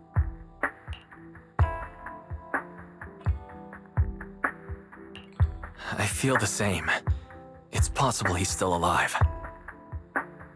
I'm terribly sorry, but I must tell you, it is impossible for Hugo to be alive. My hand went through his heart. Sorry to interrupt, everyone. But just so you know, Hartman's gone. Probably slipped away during all the chaos. I'm sorry, I was so focused on Master Proxy's safety. I wasn't paying attention to him. Same, but it doesn't matter. We all know what he did. And he will pay for what he did today. Yes. I'll be reporting all of this to the mayor. He's not getting away with this. Well then, now that it's all over, let's head back.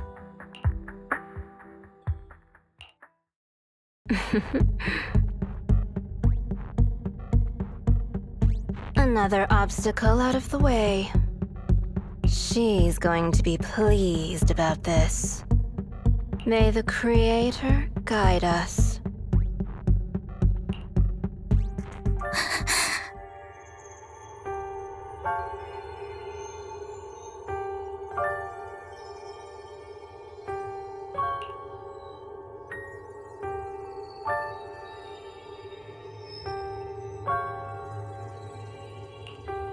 fear, suffering, despair, and destruction.